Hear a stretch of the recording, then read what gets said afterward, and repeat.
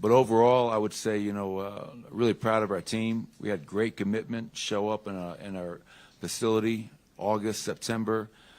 That was a challenge I put out to our guys. I thought last September was our worst in my going on 8 years now, and the turnout and the energy in the gym has been phenomenal. So aside from getting hit by a truck last week in a hit and run, it's been pretty good. Well, one, are you feeling better after getting hit by a truck? Are you doing okay? Who was that, TJ? It's me. Yeah. No, it was actually really scary. I was driving home with Ryan Bowen, and a guy hit us, tried to leave the scene in his truck, which his truck wasn't working because he hit us pretty fast. And then he got out on foot and left the scene with his dog. So Bobby Simmons, thank goodness, Bobby Simmons, best security guard in the NBA. He's on top of it, so we're going to track him down.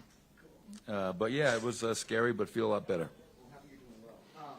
This offseason, you guys both seem to put defensive improvement at the forefront of what you guys are looking to accomplish. How do each of you feel you have accomplished that goal, and what are you looking forward about this new iteration of the roster that has a little bit more defensive improvement? Well, I think we understand that you can't be 15th in the NBA in defensive efficiency and be serious about winning at a high level. You look at the two teams in the NBA Finals, they were 1 and 2. You look at Miami, you look at Dallas, Dallas was 7. Miami was in the top 5. I think Calvin and his staff did a great job. When you add guys like Kentavious Caldwell-Pope, Bruce Brown, DeAndre Jordan, you draft guys like Peyton Watson, Christian Brown. I think we addressed a lot of the defensive holes via personnel changes, but it's also going to be a challenge to all the returning players. We have to be a lot better. And, starts with Nikola, Jamal, Michael, Aaron, as well as the guys that we've added. We lost 8 players. We brought in 8 new guys, which seems like a lot, but change is inevitable in this business, and I think speak for Calvin, I'm really excited about the guys that we brought in, and I think they understand the opportunity we have now that we are somewhat healthy and continue to stay healthy to be a much improved defensive team, which will help us go from a 48-win team to a team that can have home court in the first round and ultimately, hopefully, win a championship. Calvin, you want anything to add to that? No, you got it all covered. We're off to a good start, man. Yeah, you see? Yeah. You just mentioned some of the healthy guys. In your opinion, I know you've had some eyes on Jamal. I don't know how long Mike's been in town. How do they look, and do you have any intention on limiting their minutes or kind of easing them in as we get the season kind of rolling? Yeah, they both look great. I've seen probably since we had summer league practices here in Denver before we went to Vegas. Jamal was here for those runs. He looks really good. And the thing I look for, obviously, is how confident is he. He's out there playing. I don't see him thinking about anything. He's just playing the game. So I feel really confident about that. Michael's been in the gym September as well, seeing him play. Not as much as Jamal, but they both look good. They both look confident. And regarding your last question, Mike, we're going to be smart about this. We're as we go into camp, trying to monitor their loads, give them some time off. Same thing with Nikola Vlatko, who just came back from Eurobasket. But I think it's really important for everyone to know that Jamal Murray hasn't played in a long time. After the 9th game of the season last year, Michael Porter missed the rest of the season and had his 3rd back surgery. So we want to be smart, with how we build them up, not only through training camp and preseason, but also the regular season. The team we're going to be in October, November is not the team that we're going to be come April in the playoffs. We want to be smart as we build up. For both of you, Calvin first. Many of us looked at last season and said, okay, there's no Jamal, there's no MPJ.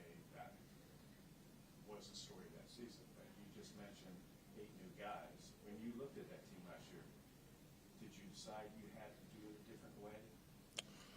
Yeah, I think last season provide an opportunity to evaluate the team through a different lens. I think when you have guys like Jamal Murray and Michael Porter Jr., it's easier to overlook some of your flaws. I think watching the series and watching the end of the season came to realization we need to get bigger, we need to get more versatile, and try to approach the summer in that manner. It's since Calvin's taken over, we've had many conversations, kids, about trying to picture, okay, who can help us win the Western Conference Finals? Who can help us win an NBA championship? And as you looked at the playoffs and you looked at the teams that were playing late, the versatility, the size, the toughness, the defense. As I mentioned earlier, it's no surprise that Boston and Golden State, the two best defenses, were in the finals. I know we lost 4-1 against Golden State. Game 3 at home, we should have won. That was a big loss. We lose by 4 points in Game 5, and we had a chance to come home for a Game 6 on a Friday night, which I would love to have just been a part of that environment because it would have been nuts. But like I mentioned, the veterans, like Kentavious Caldwell-Pope is going to help right away. Like he was here for a week, and you see it in the runs. Bruce Brown, I don't think people understand the importance that Bruce Brown is going to bring to this team. DeAndre Jordan from a veteran leadership standpoint, but also just a rim protector, a shot changer. So through the draft, through free agency, through trades, I think Calvin has addressed from our conversations the importance to add players that can aid in allowing those things to happen, and it starts on the defensive end of the floor. Michael, you mentioned how many guys have been in the gym before the season compared to last year. Can you just feel a different sense of excitement or seriousness at all, or just different feeling now compared to this time last year? It's funny you asked that, Harrison. I was meeting with Felipe this morning, and so we had our conditioning test on Thursday, and that was great. Guys all were able to pass that. I think kids could have passed it, but we all passed. Then on Friday, Aaron Gordon had the whole team over to his place, and he's got a gym, so they worked out over there.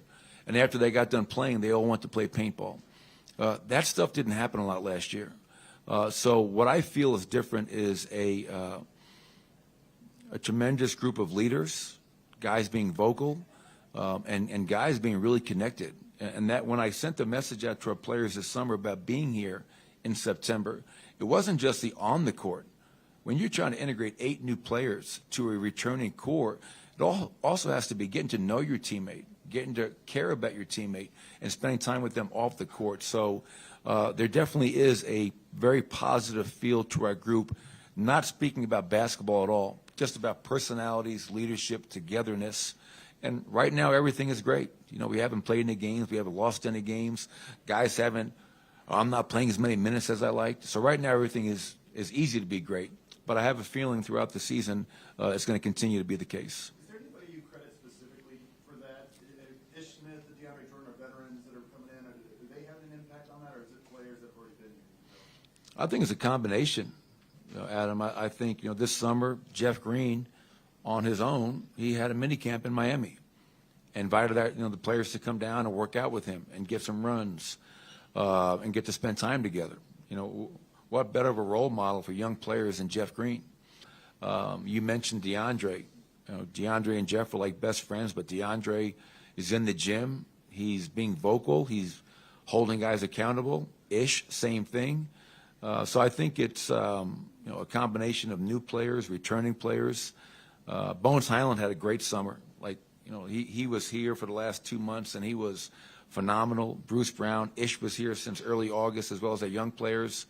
So I think right now it's a group thing, both returning and new players and veterans alike who understand the importance and the opportunity that we have. And you don't want to waste that opportunity. Coach, I guess a question for both y'all. How's the dynamic between you guys changed at all?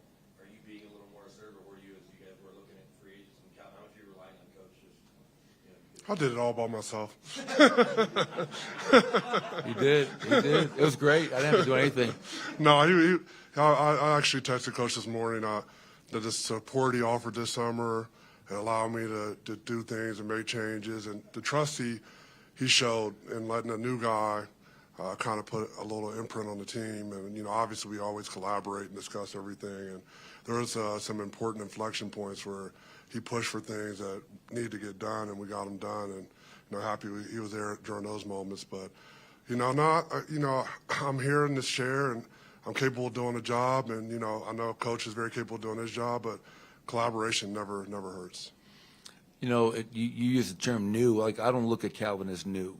Obviously, Tim is gone, and Calvin has moved over a chair, but Calvin and I have had a relationship for many years, well deserving of this opportunity. Really enjoyed the numerous conversations, as you mentioned, the communication, the collaboration, and challenging of each other. Like, hey, like, we're not always going to agree, and we shouldn't.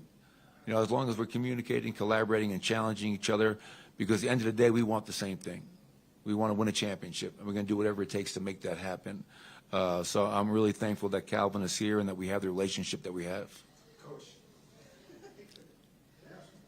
it seemed like Nikola Jokic made really good strides on defense last year. How much better in that area can he get? Oh, I think he can get much better, and I think he has to. If we're gonna, our goal this year, Chris, is to be a top 5 defense.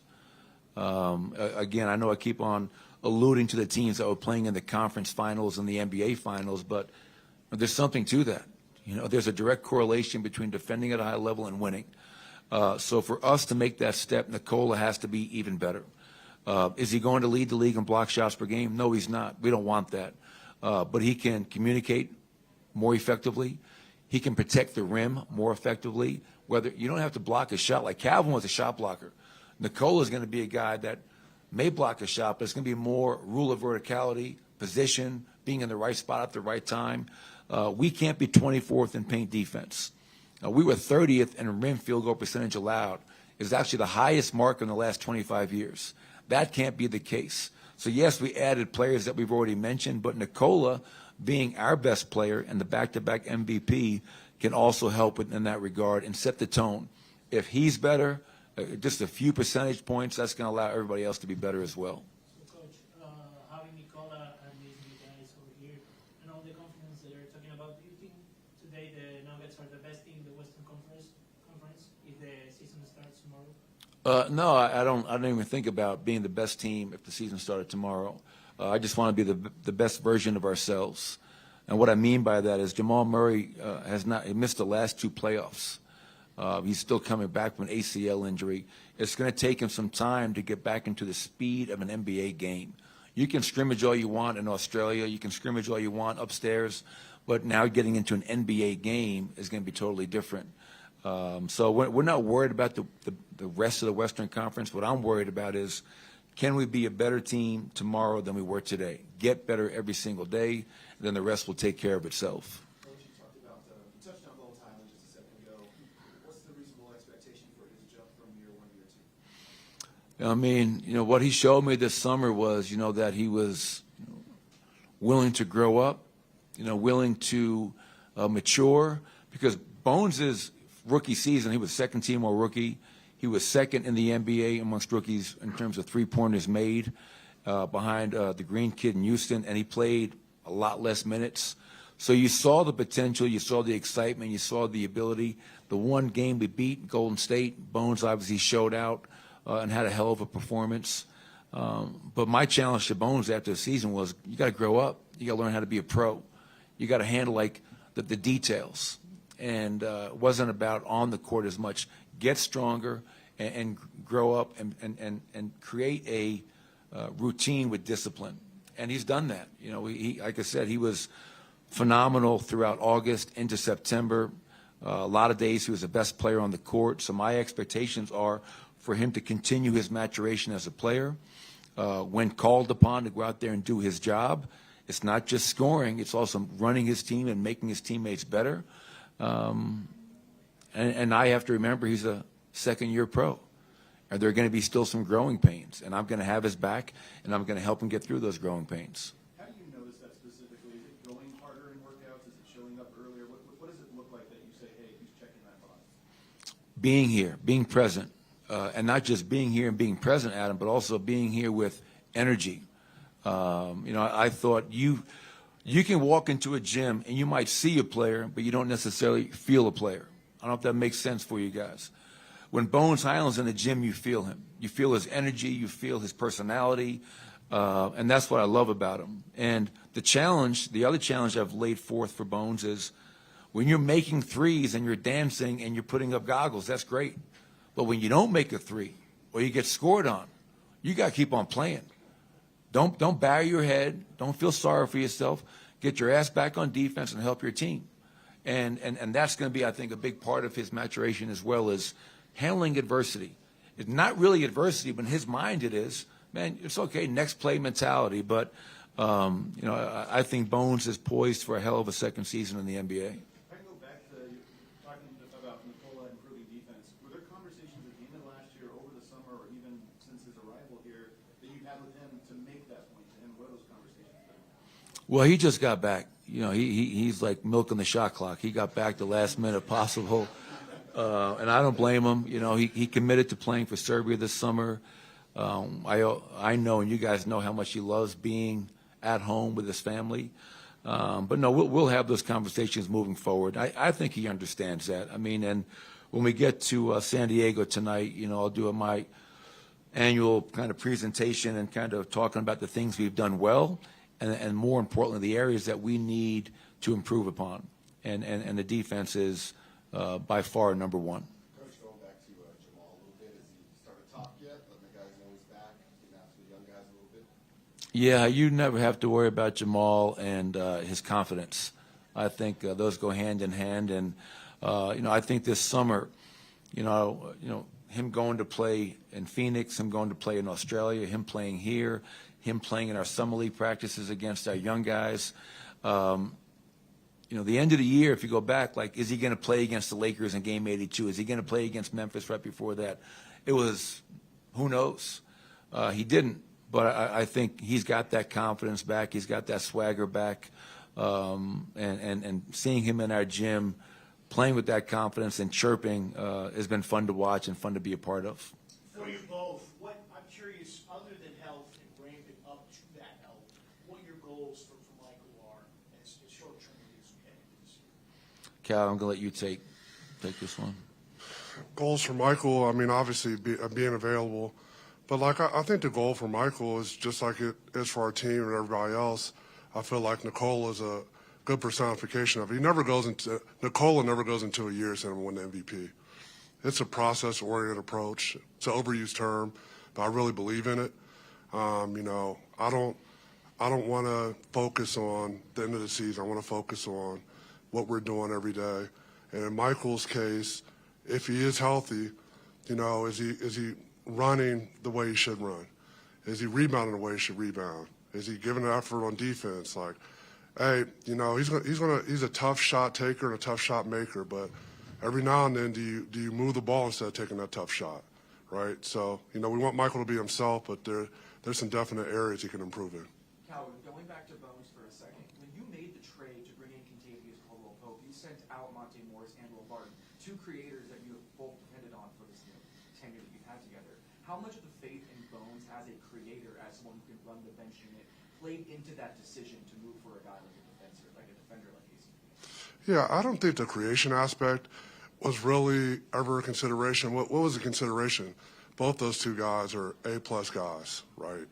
And, we felt a lot better about the trade when we got to talk to Bruce Brown, got to talk to Cantavious. Obviously, Ish Smith had a great reputation as a locker room guy. But, obviously Bones is a creator, and he's going to get to the paint, and he's going to make stuff happen. But you have Jokic, you have Jamal. You can coach be really good at putting Michael in scenarios where he can just catch and shoot the ball. So I think when you have fulcrums like Jamal Murray and Nikola Jokic, just you don't need 8 creators on the roster. Hey, Coach, and Cal, I guess for you both, why is it important to get away for training camp, and how beneficial is it to have those few days together away? Well, the first reason is space, to be very honest. I mean, the NBA roster is getting bigger and bigger. You have your two-way players now. You have your Exhibit 10 players. So just to have ample room and space to have an efficient training camp, I think that's first and foremost for me. If we had, or when we have a practice facility that can have 2 courts, we'll be staying here in Denver training in altitude. But when you add 8 new players, I think sometimes getting away allows you to have that just us mentality.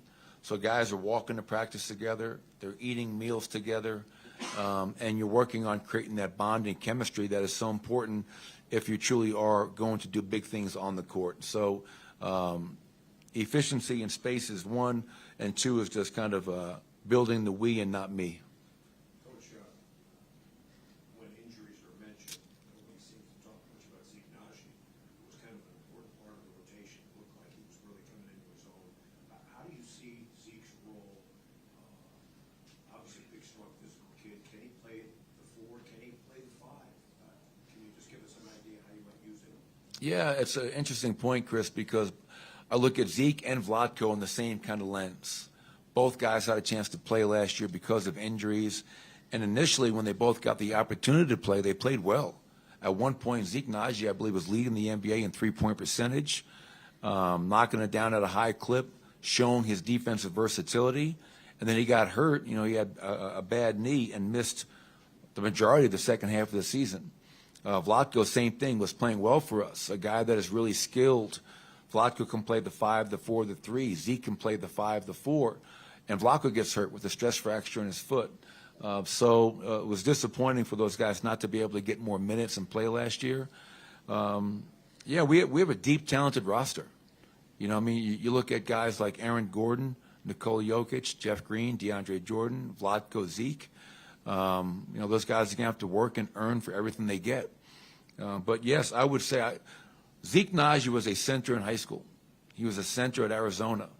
And he came into the NBA, and I think, you know, I found ourselves guilty a little bit with trying to make Zeke Naji a small forward. He's not a small forward. He'll never be a small forward. Zeke Naji is an NBA big. He can switch and guard 1 through 5. His three-point shooting is really improved, as well as his finishing in traffic.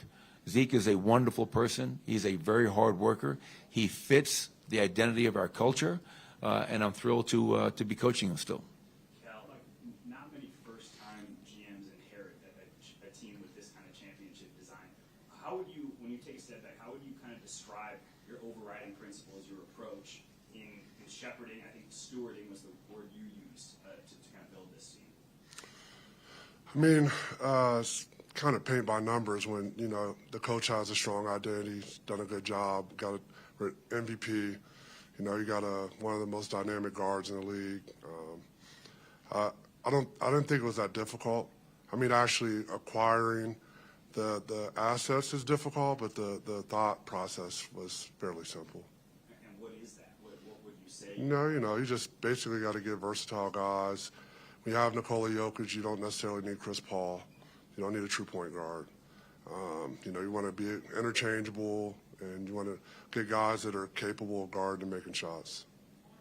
Coach, with Joker, you talked about his defense, and he can improve a lot. But when you're back-to-back MVP, it's hard to go up from there. It's probably pretty hard to maintain. So do you have conversations about goals or any of that, or is it just you let him do what he does? No, I challenged him to join Larry Bird, Bill Russell, to be a 3-time MVP. Nikola is unique. You know, I mean, he really is. He's we all know how talented he is as a player. We all know that, you know, what separates him from a lot of other talented players is Nikola's ability to make everyone around him better, you know, with his unselfishness, his great passing ability. For years, my challenges to Nikola were never about basketball. They were about growing up, maturing, handling adversity, getting in shape, getting stronger, losing weight, all those types of things. So if you wanted to nitpick and say, well, what can Nikola do better for us? Well, when Nikola Jokic is making threes, he takes his game and our team to a whole different level. Three-point shooting is a huge point of emphasis going into the season. You know, and you added a guy in KCP who's a hell of a shooter. You're getting Jamal Murray back. You're getting Michael Porter back. But it's not just that guys that can defend in the Western and Eastern Conference Finals. It's also guys that shoot the lights out. And I think you have to have both on your roster. But, you know, Nikola and I have a relationship where we can talk openly and honestly to each other, and I can challenge him about whatever he needs to be challenged on. And the thing that I think, aside from being a better defender, improving his three-point shooting, is continuing to find a way to be comfortable with his voice. Like, everybody is just waiting for him to say something. And when he does, it has a profound impact. Because when he's not one of those guys that's saying something all the time that you tune out. When he says something, it's important.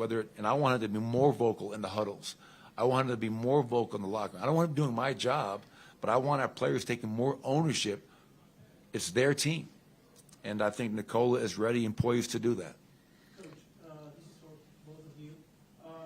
We don't know too much about this conversation, but I just want to ask, what is the actual situation about Facundo Campazzo for the team and about himself? And what do you think about that? Well, I'll take that one. Man, Facu played, his heart and soul out when he was here. Beloved in the locker room. Really, he's a guy that gets the most out of his talent every single night. And I know he handled last year well, considering, because he's a competitor, and I know he probably wanted to play more. But those are the things that happen as you go through a season. As I alluded to earlier, we wanted to try to get a little bit bigger. We didn't think it was absolutely necessary to have a true point guard, which Facu is. And in those things, we made a decision to move in a different direction. Coach, you managed about wanting to be smart with how you put guys like Nikola, Jamal, and BJ kind of integrated moving forward with the team during training camp. How do you kind of walk that line, knowing that they are kind of your core players, but also having, I think you said, 8 new players on the roster as well, being that they kind of help develop your identity as a team? Yeah, it definitely is a delicate balance, on how much you push, how much you have them participate on a day-to-day basis in camp, in the preseason. I mean, I'm going to tell you right now, like, Nikola's not going to play all 5 preseason games. Jamal Murray is not going to play all 5 preseason games. But we're going to have a meeting tomorrow, Calvin and I, with our training staff, and talk about, kind of putting together a schedule for Jamal, Nikola, and Michael, and what is best for their availability when it really matters. But as you mentioned, how do you also create that chemistry? So they're going to be around, they're going to be involved, and then if we have to sit them out a drill or a practice or a preseason game, we'll make those steps accordingly. But it's all about what is in not only their best interest, but ultimately what's in the best interest of the team and a big picture scope. One more question. What have you seen from the rookies and how you approach their development plan on a team that has so much depth and experience? Yeah, I mean, it's really excited about the guys that we've drafted. Obviously Christian, Peyton, Ismael, who's staying over in Paris right now. It was just my heart broke for Colin Gillespie. I don't think people in this room understand the respect I have for the kid, his game. Colin Gillespie would have played this year at some point. Just we have, Jamal not going to play every night. You have Bones, you have issues, a veteran, but I was really devastated for Colin's injury. But I think it's great that, led by Calvin, a lot of teams, I think, with a two-way player who has that type of an injury would have moved on. That's not how we operate. And I think Calvin led that charge, and Colin's family and Jay Wright from Villanova were blown away by that commitment to the kid because he's going to come back a better player. And then you add Jack White. Those are all great kids. We're all hell of a players. But as you mentioned, we're a team that has aspirations, high aspirations. So those guys have to come in, do the work, and stay ready for their opportunity. How many times have we seen in my 7 years a guy not playing, an injury happens, and they're called upon? And the guys that have stayed mentally and physically and emotionally engaged seize that opportunity. The guys that kind of checked out and felt sorry for themselves waste the opportunity. And I hope for the guys that you mentioned, Vinny, that they are understanding of, hey, I'm playing against some vets, some talented vets. I just got to be ready for my opportunity to go out there and do my job to help this team win. Last one, Adam. Calvin, just for clarification, is Porter fully cleared for all activities, and has his rehab, really just talking about the summer portion of that since the end of the season, has it been linear? Has there been ups and downs and setbacks in this thing?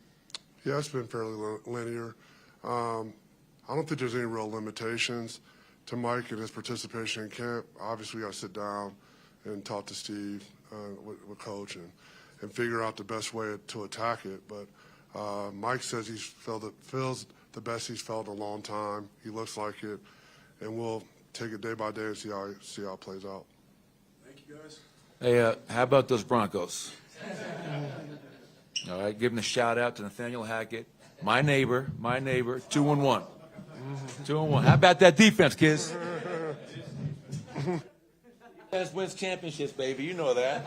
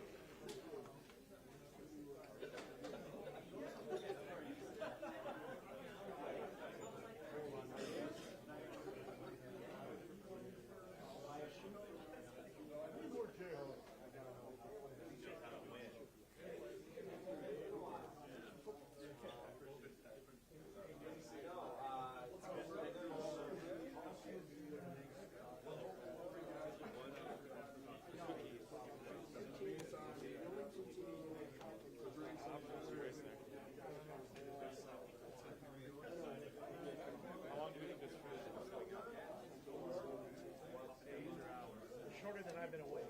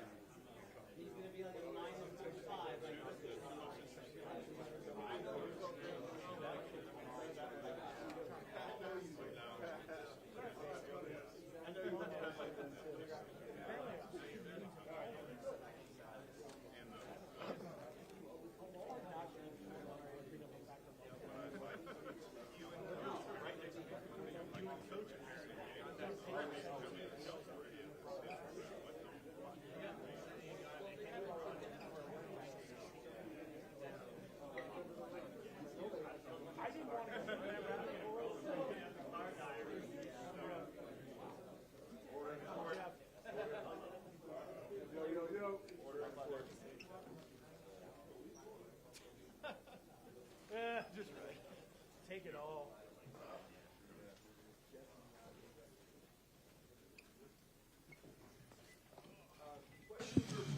He hasn't sat down yet. Jeez Louise. Jeez. Question for Can you read that? Malone just said that you two, Who? Coach Malone, Oh. said that you two being close friends is a big part of not just you being here, but you guys helping create a strong foundation on a leadership front to really enter the season correctly and be ready to compete for a title. What is your guys' relationship like, and how has that impacted the leadership value of this locker room? Go ahead. I'm still eating chips. You got it. You just talk.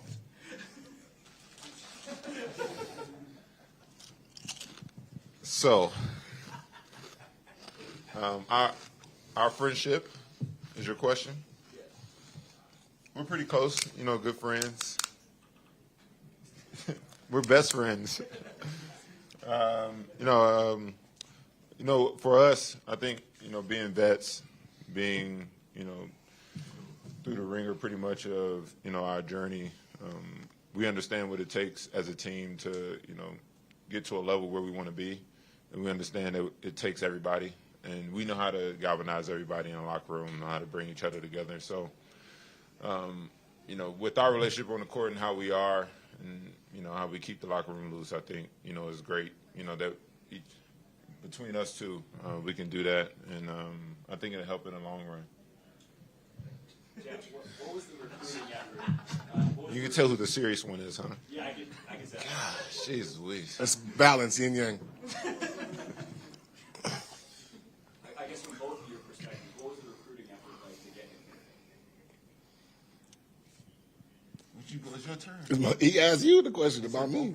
No, it was a really easy decision. Honestly, playing against the Nuggets for so many years, obviously the team has done great things, and the performance they had in the bubble was great. Obviously, losing some guys to injuries sucked, but those guys were coming back, and I knew they were going to be extremely healthy for this season. And knowing Jeff and playing with him on multiple teams has been great. So I just wanted to be able to come in and contribute, and us to potentially reach a goal that we wanted to reach. DeAndre, what's a realistic expectation for how much you can contribute night in, night out, maybe 2 games with each playoff run? I don't understand. Minutes and, how much can you really be out there at this point of your career? I mean, I'm not 45 years old. I'm 34. I can still contribute. I'm not out there to play 35, 40 minutes. That's the back-to-back MVP's job, and I'm just there to be a part of the supporting cast. And I'm sure nights will be different. We may play small some nights or play big some nights, and, that just goes with personnel and the flow of the game and the flow of the season, teams and whatever. But when I'm out there, I'm going to do my job, whatever I need to do, and I think that the easy thing for me and the good thing for me is that every team, my job has been the same. I haven't been asked to go out there and score 30 or anything like that. I've been asked to get my teammates open, get us extra possessions on the offensive glass, defend, rebound, and, finish anything in the paint that I get. So that's what I'll hopefully be doing here. Hey, Jeff, I think you hosted a little camp down in Miami this summer. How was the turnout, and how much did that help foster this camaraderie? It was mostly for the young guys, like Peyton, Chris, Jack. It was mostly to get with them and to just sit down with them. Being, going to my 16th year, helping them understand the journey that they're about to endure, helping them get a good grasp of what they're going to encounter, and to help them try to get them in a rhythm where, the longevity part kicks in earlier rather than late. So I think that was the cause of that, just to get them acquainted with everything and just to get to know them a little bit more. DeAndre, I'm curious, you bounced around with some teams recently. How would you evaluate your game physically now, running and jumping, health-wise, as opposed to, say, 3 years ago? I'm 34. I can still jump and run and dunk, so that's good. I'm healthy. I don't understand. I'm good to go. It was like my injury. Am I like an injury-prone guy, or like I don't understand? You played sparingly in some of these places. Right. Recently, and people I've seen it said, okay, he's diminishing skills. So I wanted to ask you directly, do you think your skills are still top-notch? Don't worry, I went through the same thing. Oh, okay. I was about to say, damn, I thought you guys were on our side.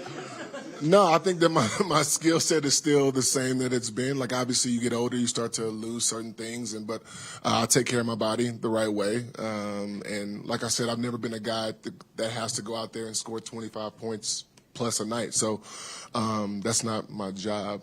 So, but other things are, like I said, those before. And however, I'm still an athlete. So it's, yeah. On a similar note, I bounce around the league and play with a lot of different high-caliber players and whatnot. In the limited run you've had at Nicola, how is he playing with him? You mentioned back-to-back MVP. Does he live up to the hype that everyone says he is and all that? How does he kind of compare to other players? Nicola's great, man. Obviously, he's done great things in this league so far.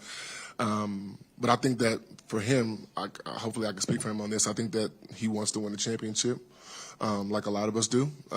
But he's such a threat, man. He's obviously an extremely smart basketball player. He can score on all 3 levels of the basketball floor, and he gets his teammates involved.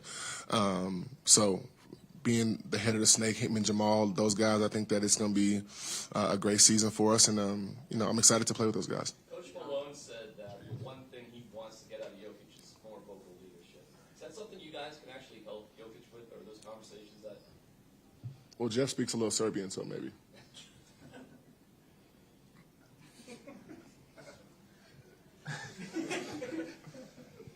What's your question? In terms of Jokic, Malone said Jokic needs to be anything he can improve on. It's so incredible, period. But being a vocal leader, being more of a vocal leader in practices and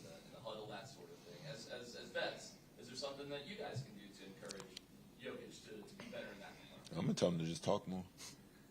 I think that's. Yeah, I mean, I think, some guys lead by example. Some guys aren't very,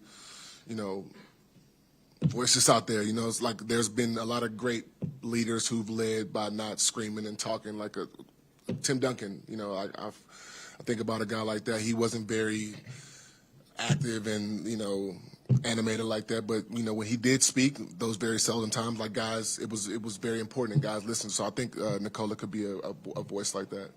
DeAndre, you're wearing number 6. You've worn that number for a large part of your career. What does that mean to you, especially now with you guys honoring the great? I think it's very humbling. Bill Russell was a great pioneer for not only the game of basketball but for off the floor things as well. And I think I debated it for a while over the summer, and I even talked to a few guys about it. But ultimately, I decided to continue to wear 6 because it was available, and I feel like it was another way to honor him. And it's like you said, it's been my number for a while, and I wanted to continue that and just do the best I can do in this number on and off the floor. Jeff, you played on a number of teams. There's a lot of new players added to this roster. Some of them are veterans. Will the veterans have any? What are the things that you kind of think are important for veterans that are going to get adjusted to, or will they just kind of fit right in? And then what are the key things that you want to make sure that you're reiterating to the young guys as training camp starts?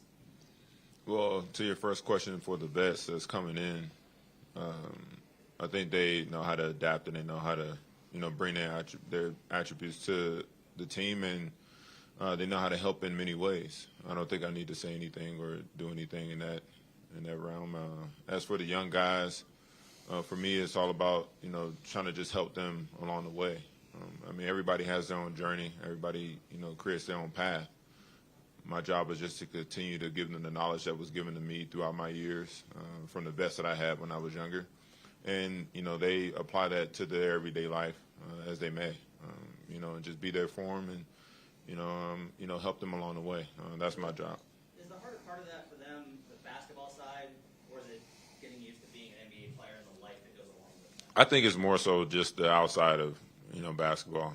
I think people get, so people outside of it get so caught up in just basketball. There's a lot more to it as far as, with family, significant other, whatever that may be.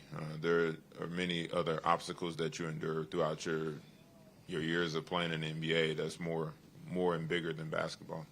For each of you on a team with championship aspirations, how important is this time of year or over the summer? Jeff, you helped them work out, Aaron Gordon and guys over recently. Just being around, meeting together, how important is that really? Do you think that manifests in results on the court?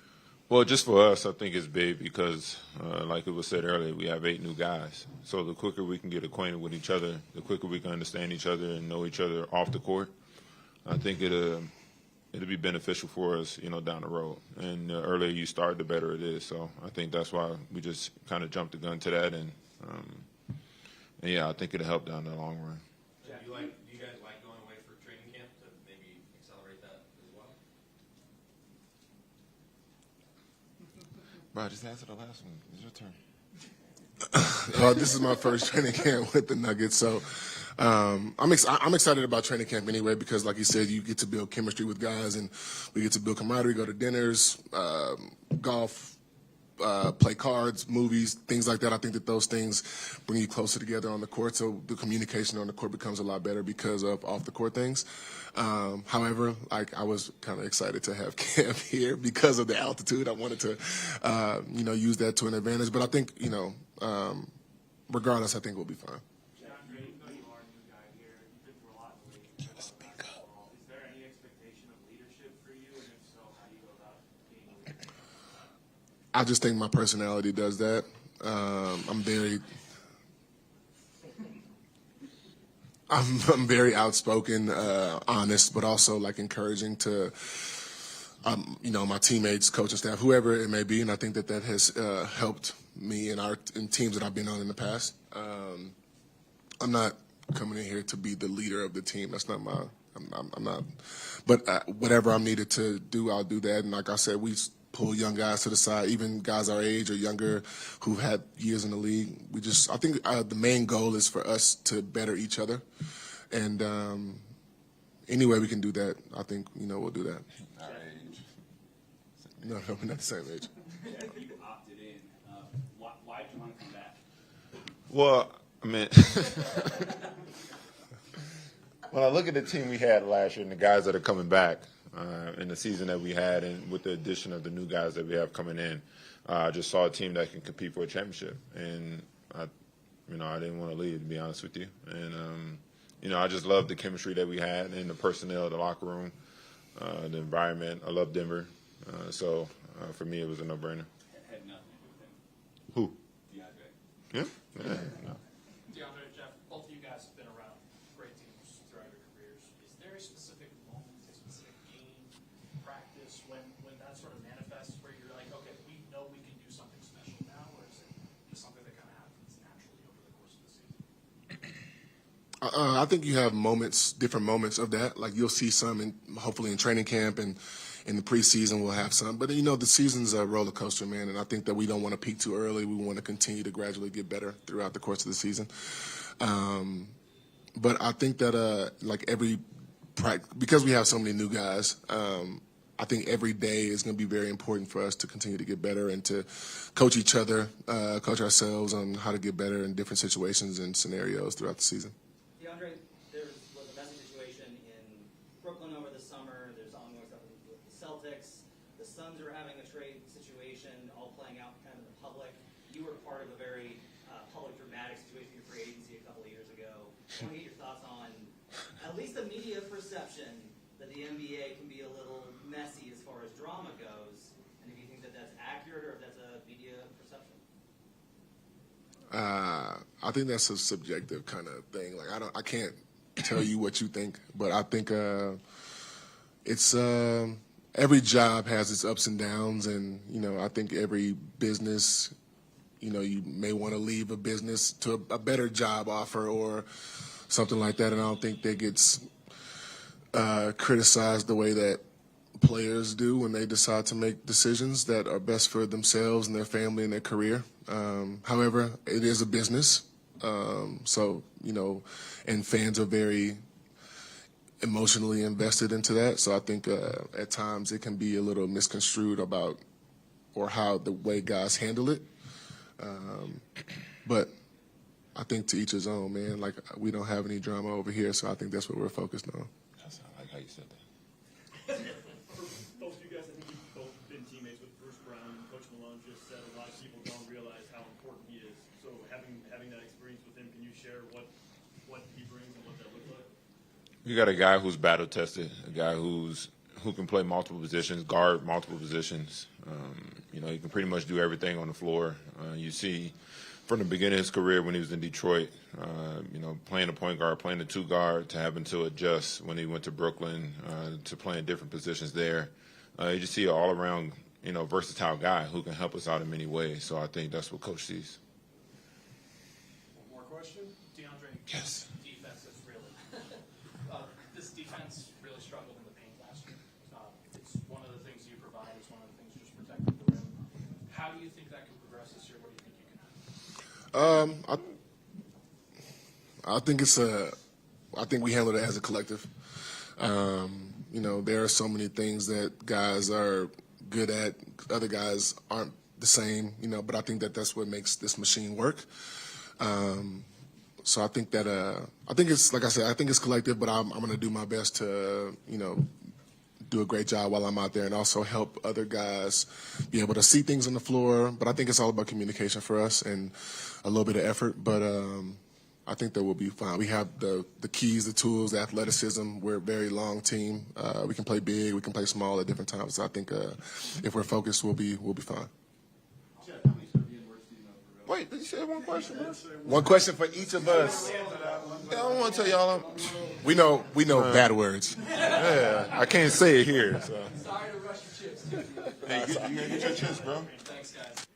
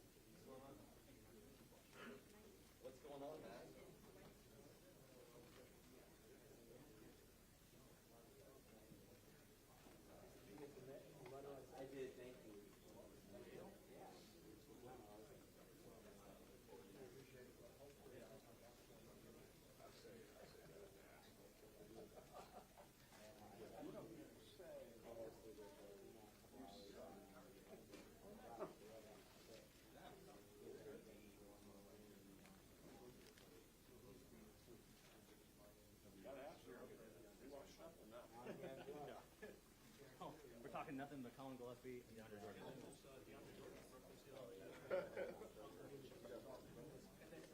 Yeah, I know. These two, they are absolutely lethal. I think they're signing fruit. They're trying to give us a heart attack.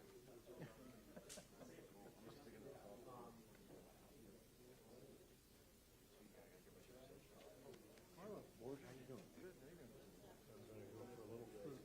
Shied me over so much.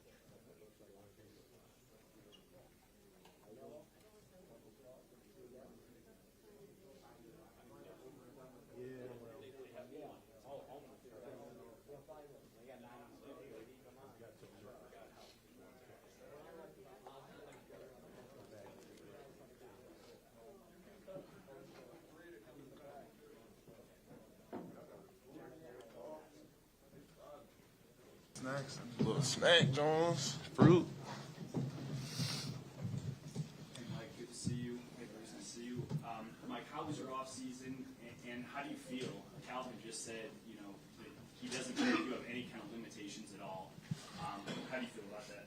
Yeah, I feel good. The offseason for me was just about getting right, confidence in my game and my body again, so I feel good. Bruce, welcome to Denver. This team has needed a player like you that can kind of fill that perimeter defense role, but also be creative with the ball. Mm-hmm. What do you think you can add, especially on the defensive end, that this team didn't have last year? I mean, who are you defending last year? Me, I mean, just be myself, be physical out there. No tendencies to the guy I'm guarding. Just make it tough. That's all.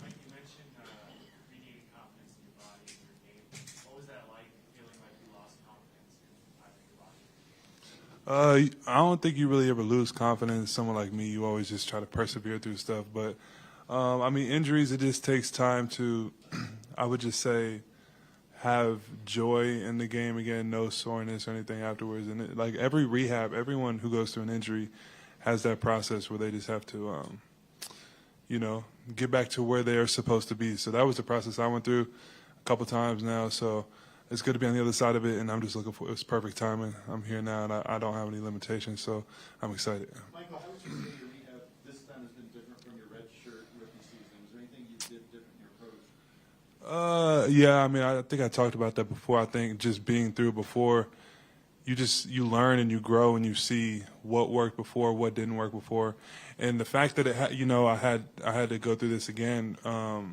I attacked it from different angles. It wasn't just all the physical side. It was, you know, the mental side, emotional side, spiritual side. It was all combined into one. Follow that up. The mental side. Are you more careful now than you used to be with your body, with taking care of yourself? And can you play basketball with the idea that you're careful, or is that counterproductive?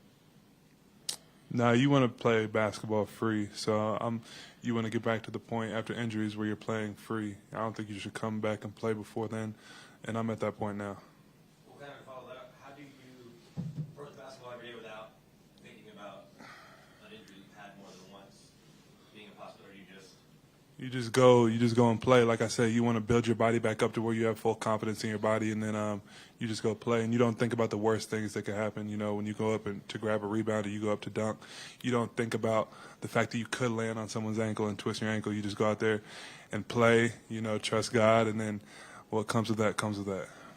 Bruce, what's your relationship like with DeAndre and Jeff, and how excited were you to come join that environment? Yeah, my relationship with them was great. I actually talked to them throughout the year. We kept in touch. So I'm happy to be with them again, as I was in Brooklyn. Great dudes, great people on and off the court. And there's great people in the locker room. And just to follow up, what kind of conversations have you had with Coach Malone about what he expects from you, what kind of role you're going to play? I mean, we all know that I'm here for defense. Offense, take care of yourself. So just me, go out there guarding, make it tough for the opposing's best offensive player every night.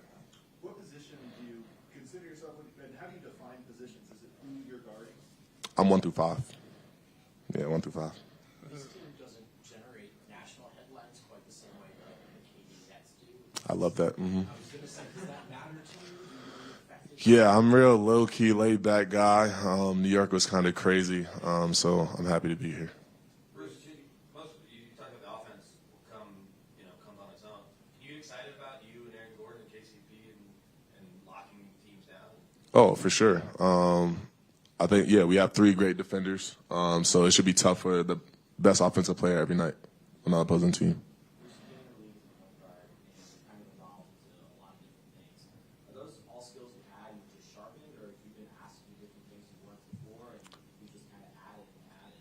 I think throughout my career, even through high school, I played every position. In my AU team, Mike knows I was one of the tallest players on the team. I think my whole life I just known how to play basketball, and it's been working in the league. We won that game against them, by the way. They did in Peach Jam. They did. Michael Malone and Calvin, they both talked about how they will be going to the training staff tomorrow and set a plan for you, Jamal, and all the Andrew stuff.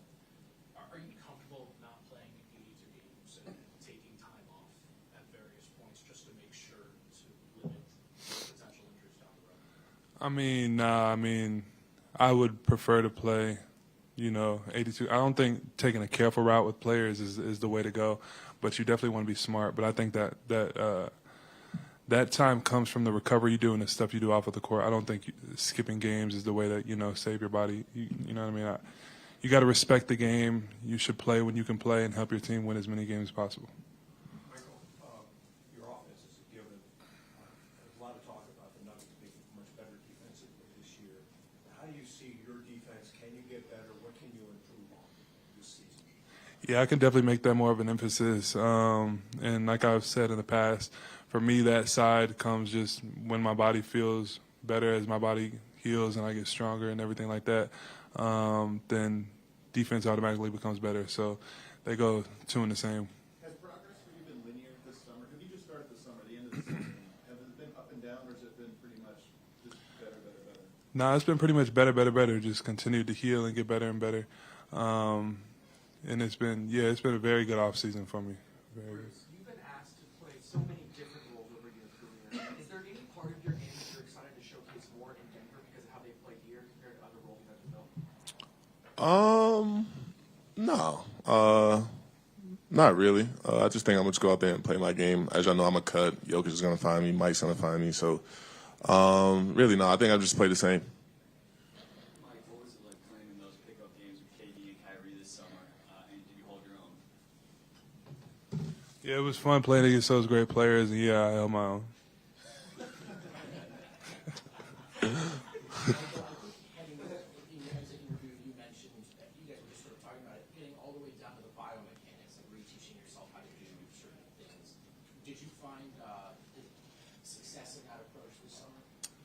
Yeah, no, that was a big part of it for me. But like I said, kind of realizing that injuries and the role that stress, whatever can play on your body. That's why I say attacking it from the mental, physical, emotional. I've always been one that's been a hard worker. I always attacked the physical side, did everything I was supposed to do physically, but really taking into accountability the other sides of that, I think has made the biggest difference this time around. When you talk mentally, is it like film study and studying the game in that way?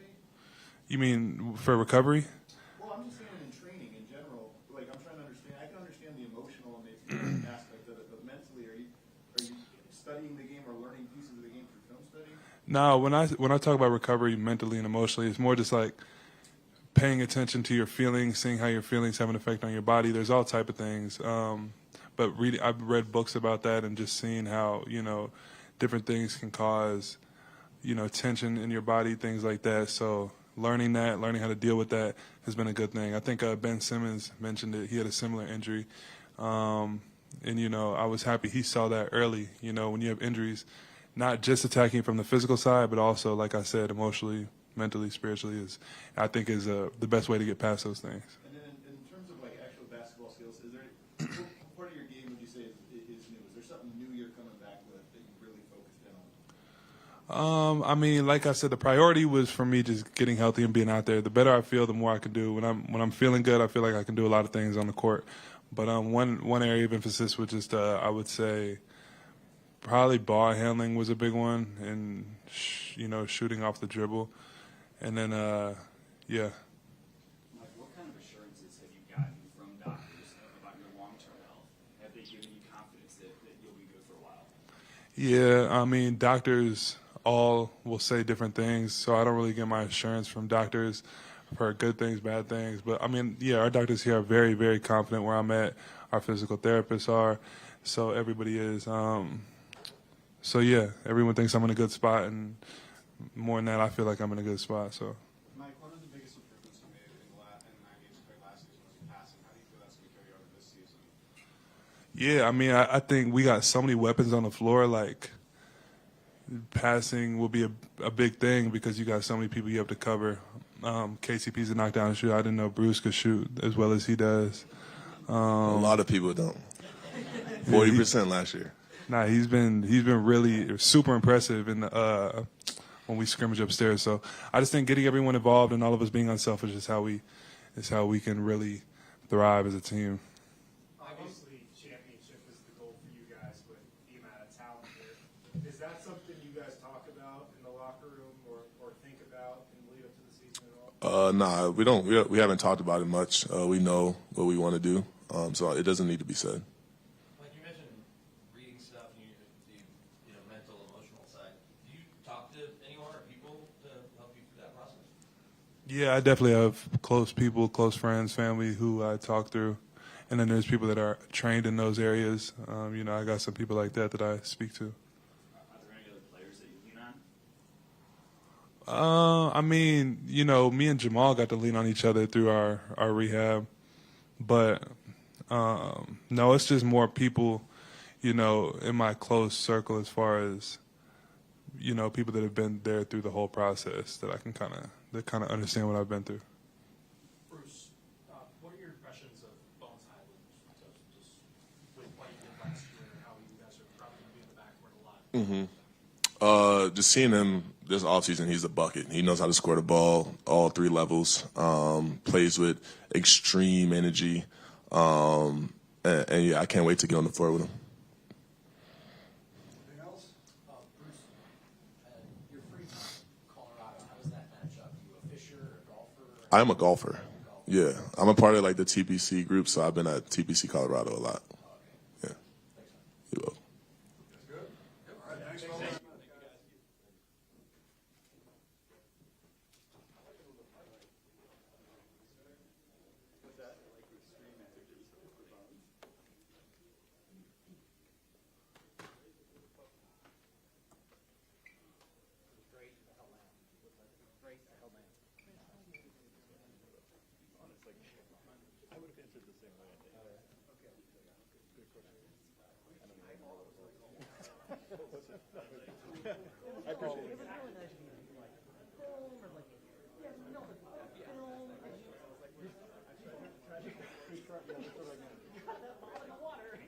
Kept trying with the phone.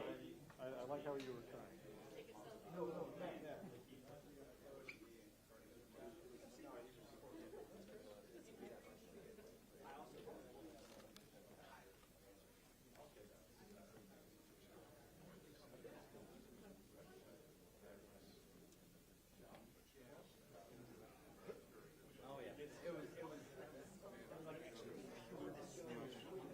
Something good?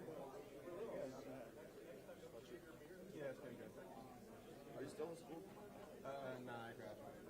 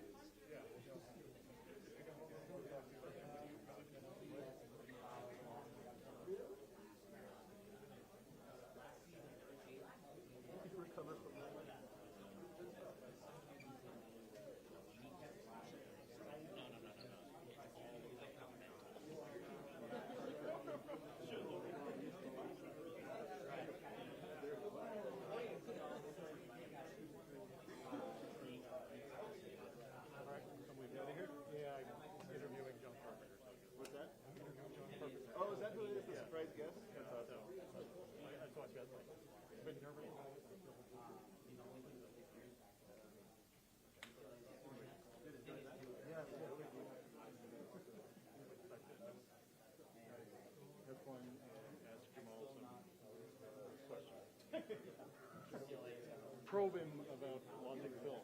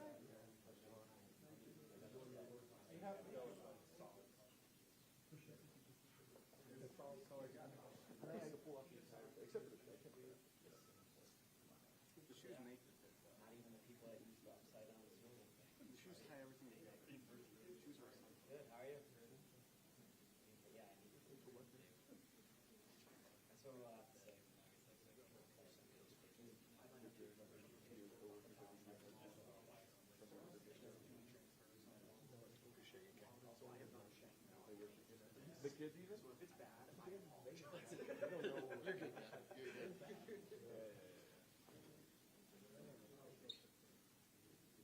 It's more so about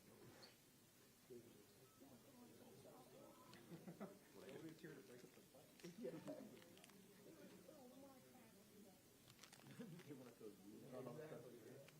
No, you guys handled that already weeks ago.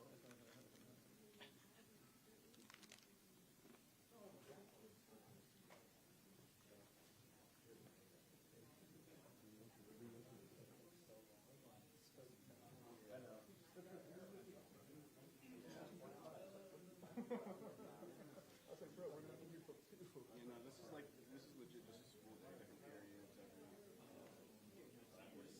school day, different periods.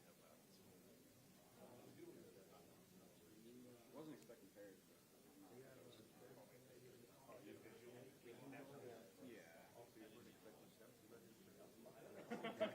I mean, we could probably do like Doc like.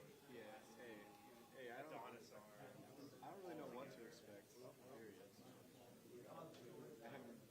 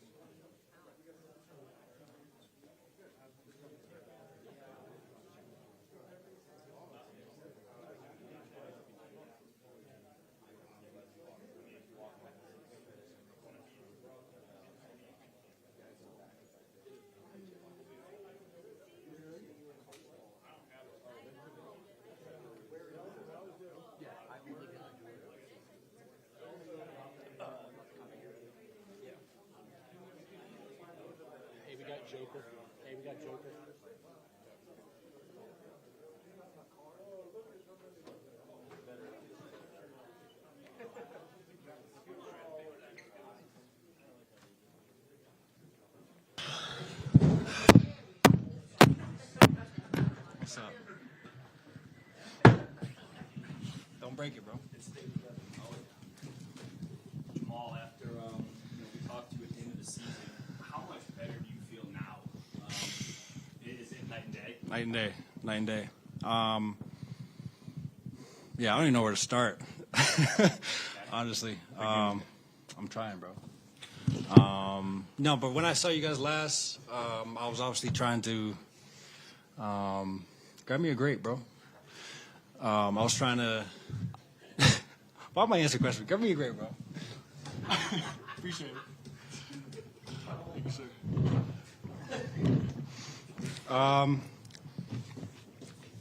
When did I talk to you last? I think it was early May. I think it was early May when you and Mike talked. Was that after the season? Yeah, after the season. Around that time, I was still trying to come back. I knew that if I stopped then, I wouldn't have no chance of actually wanting to come back or being able to come back. So I just stayed locked in and let it take its course. But now I feel a lot better, just more stronger, more confident than I did before. Just getting back to normal. Just excited. I don't know what to say. Yeah, Jamal, you said in that press conference you weren't even sure what leg to jump off of. Yeah. How long did it take for all of it to come back to where you weren't thinking about anything except playing ball? Still taking, but it's not even close. I can go and play. It's just depending on how sore I am, how much I think about it. But it's really not as bad as it sounds. Just when I'm sore, I'm like, oh man, I'm not gonna get as high, or let me just take off on the other leg. But doing way better. Malone talked earlier about how you are going to be smart with this team. They're going to space out some playing time. What do you think the biggest hurdle with that will be for you personally? I'm not sure. Probably the back-to-backs. Probably be the toughest thing of the season. Whether I don't play the first one, play the second one, or vice versa, I don't know. But that's probably the toughest. And I might be able to play. I might be able to play both. It's just I've been taking it one day at a time, and everybody's asked me what it's going to look like 2 months from now. I don't know. So one day at a time for me, and I'm on the right road, on the right track. Nicola, what was the highlight of your offseason? Playing with horses. Yeah, probably being around my family, my daughter, wife, horses, friends. Probably that.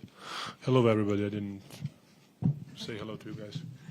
Finally having a real off season, after the condensed seasons the last couple of years, how much of an impact do you think that might have on you physically, mentally, all of those things? I mean, I played in the European Championship, so I didn't have the complete off season, but I think I had time to rest. I don't even take that much of a break, so it was. I think it was a well spent summer. Your time at Eurobasket, do you feel like it might have better prepared you than maybe a preseason or a training camp would? Do you feel like you're more involved and ready to go now because of the Eurobasket? I don't know, to be honest. Last years I was good without any tournament. Actually, probably the worst season was after the China when we played. I think that's probably the worst beginning of my season. So, but I think I'm good right now. So we will see. Last season, how difficult was it for you? I guess emotionally, to not have Jamal out there on the court. And I mean, we talked about that before. I mean, I even tell him if you're not ready, don't come back. So I'm kind of in my mentality. I was ready. I was ready to not have him. To not have him. So I mean, it was normal for me, in some kind of way. I was prepared myself, so he's not going to be there. Well, how special was it to have so many people from the organization bring you the MVP and surprise you at your home there? Yeah, it was amazing. I'd say it's a sign of the respect. It's we had a nice little dinner. Nick was really good. He was he was fun. Do you remember? Yes, he was good. I'm just happy that everybody came, and I can welcome them in my hometown. And they saw my horses, they saw where I spend my time, and they saw my family. So I think it was good for them and good for me. Nicola, you're the MVP back to back. Jamal is back for this season. Please, Some people like. please don't. Come on, continue. Yeah. It's my bad. Continue. Yeah. Sorry. No, continue. So I just want to ask, some people talk about different teams, Celtics, Nets, 76ers. They don't talk too much about. I knew it. Do you think they are disrespectful with you, or are you okay with that? You don't care? I mean, to be honest, we don't even talk. We don't talk about other teams. We don't think about other teams. So since I came here, we don't talk a lot about other teams. So it's, you know, I don't want to be rude or whatever, but that's just the media talking. You know, probably some people never shot the ball in their life. So. Coach Malone said he wanted to challenge you to be more vocal leader. That's not made either of yourselves, frankly. But how do you think you'd adapt to that? And he wants you to take ownership. I think need a little bit of time to get back to speaking English, you know, and then maybe I can be vocal a little bit more. Yep. Coach Malone, when he said he wants the Nuggets to be a top 5 defensive team. Do you think that Oh, do you know what I want? Oh, bunch of things. I'm wondering how you and Nikola, Jamal and Nikola, can get better defensively and what you can add to that goal. Every team wants to be a top 5 defensive team, and every team's going to strive for that. I think, you know, just building that chemistry early on. We got a lot of new guys added to this group, so just building that chemistry from early on, making use of this training camp while we have everybody here.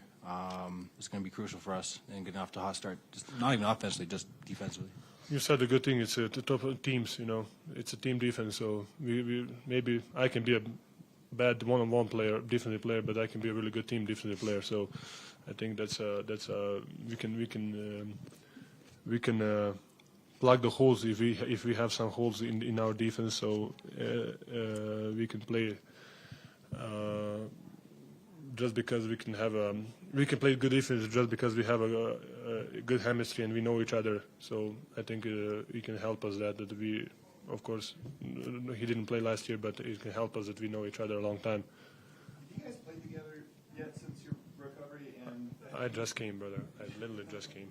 I didn't know that's a previous point, but how do you feel your guys' what do you think the state of your chemistry will be when you guys hop on the court together? Work on it. I mean, to be honest, we never even work on it. Yeah, about to say we don't off the court. We call each other here and there, but we don't really discuss what we want to do or game plan. We just kind of read and react, and it's so natural. It's so easy. I think that's the beauty of playing with each other and playing with us. Is we really don't care. If he has a matchup, I just throw it to him. If I have a matchup, I have it. It's free flowing. So I think we'll pick up just fine. Joel, what do you feel is your responsibility for training camp this time around? You're confused with the question. My goal for training camp: stay healthy, get to know guys as much as I can, and just build from there. Yeah. All kind of building off of that. It's hard to have expectations for any NBA season, even how long it is. Is that for a typical person, you're coming off this major injury? Are you able to set expectations and goals for yourself, or what you want to, production-wise, or impact, or shooting, or whatever? Are you able to have those at this point, or are you just at, I just got to get out there and get for this year healthy? At the moment, I just want to play. To be honest with you, I don't care if I go 0 for 10. I just enjoy going back and watching film. And just being a part of the game, not sitting on the sidelines for 2 missed playoffs, which is crazy. But I just want to get those couple games on my belt first, and then you all can have all the talks you want about what do you expect. All the last 18 months you've gone through, having not been able to play, do you have that new level of appreciation of just not taking anything for granted, Absolutely. being healthy and recognizing the opportunity, but just being healthy? Yeah, absolutely. I don't take the game for granted. When I was home, when I was more earlier in my surgery, when I was going home and seeing my family, not being able to play with my brother, and I'm training him and stuff, but showing him a move, I can't do it. Not even being on the court, it was all the other stuff, going up the stairs, going down the stairs, it's tough. All the minor details in the day that you really don't have to think about, I was thinking about and having to deal with. So I'm just blessed to be healthy, blessed to be walking up again and walking upstairs no problem and not thinking about it every time I go up and down. So I've come a long way, and my my pace, I'd say, is probably the biggest difference for me right now. Is when I'm playing, is I'm moving at my own pace in my mind, or in actually real life as well. But in my mind, I'm moving at a different pace and more under control. So that's what I've been working on. So just playing harder and playing with more intensity is my ramp up my next step. Yeah. Question for both of you. What do you guys remember from the 5 games where you guys were all healthy with Aaron Gordon and Michael on the court together? It was only 5 games, about 115 minutes, but what do you remember from that stretch? I remember us beating the Clippers and us feeling really good, and that no one could beat us, and we just can't wait to get back to that. What do you think of the addition? I don't remember, my friend. I appreciate that. You got a good memory. Bruce Brown and DeAndre Jordan specifically. Yes, I mean, of course they have some experience that can help us. You know, of course everybody has a different role and different gadgets that they can help us. Like that, yo. Say that? Yeah. Look at that, Lakers. Gadgets. A+. So I don't know yet. So because I didn't play with them, but knowing them since I'm in the league and playing against them, I think they can help us in everybody in different aspects. Nicola, what did it mean to? The stupidest answer I gave you in my life.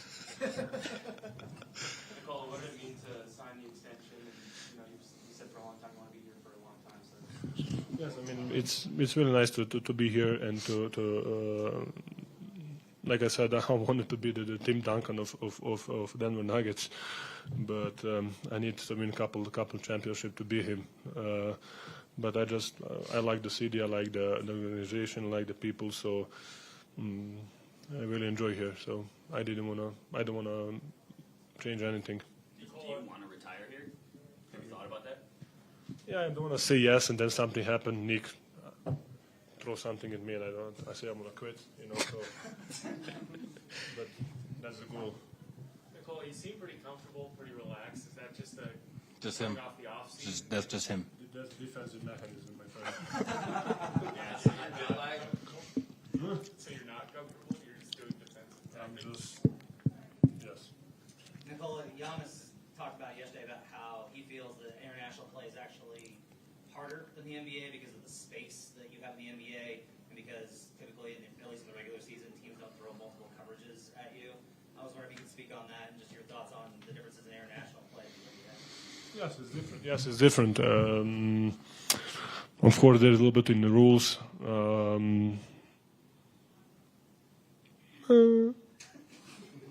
little bit in the rules, a little bit like the space of the floor, the 3-point line. I think it's shorter, is it? Yeah. It's shorter, so 3 in the key. Even no 3 in the key. There is no 3 in the key. So even the floor is smaller. The big man can be in a paint. The floor, the 3-point is lie short, so even that is kind of everything is packed. So, but it was interesting, just new experience, not new experience, new old experience that I didn't play that for a long time, and is it harder? Yes, just because I think you need to really think about it and really you need to have really quick thinking. Let's say like that. I think in NBA, if you go by the guy, you can see the help is coming. In Europe, is like if you go by the help is already there, so you need to kind of think, play ahead, you know. So it's interesting. You know?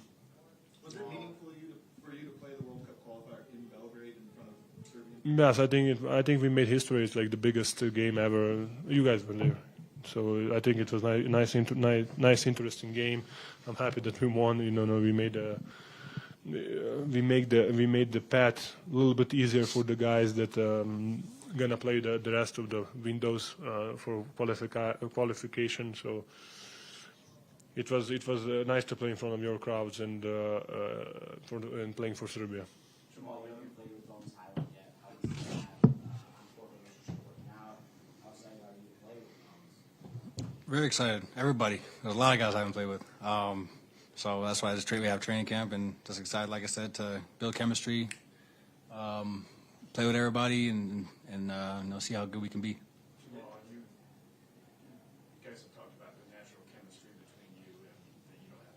Mm-hmm. He gets mad here and there. Basketball's brought you That's so true.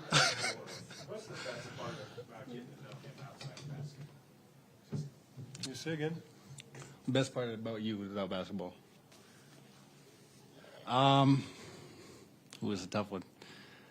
I don't know. He's just so light with everything, with how he deals with everybody. I don't know if it's a defensive mechanism or whatever, but he's just very light and outgoing, goofy, funny, keeps everybody in a good mood. I think that's a blessing to have on your team as the best player. Someone that doesn't take things too harsh and gives off the same vibes. For both of y'all, and I know you're looking forward, but what was your reaction to Tim Connolly taking the gig in Minnesota? Happy for him. Happy for him. Well deserved. I think everybody moves on at some point in their life in every job opportunity, so I'm just happy for him. One more question. I've got one for both. The NBA has implemented a penalty now for the transition take foul, one shot and the ball. And I'm wondering what both of you think about that. I think it's stupid. No, I think it's going to get out of hand. I mean, I don't know. Is it going to be like after?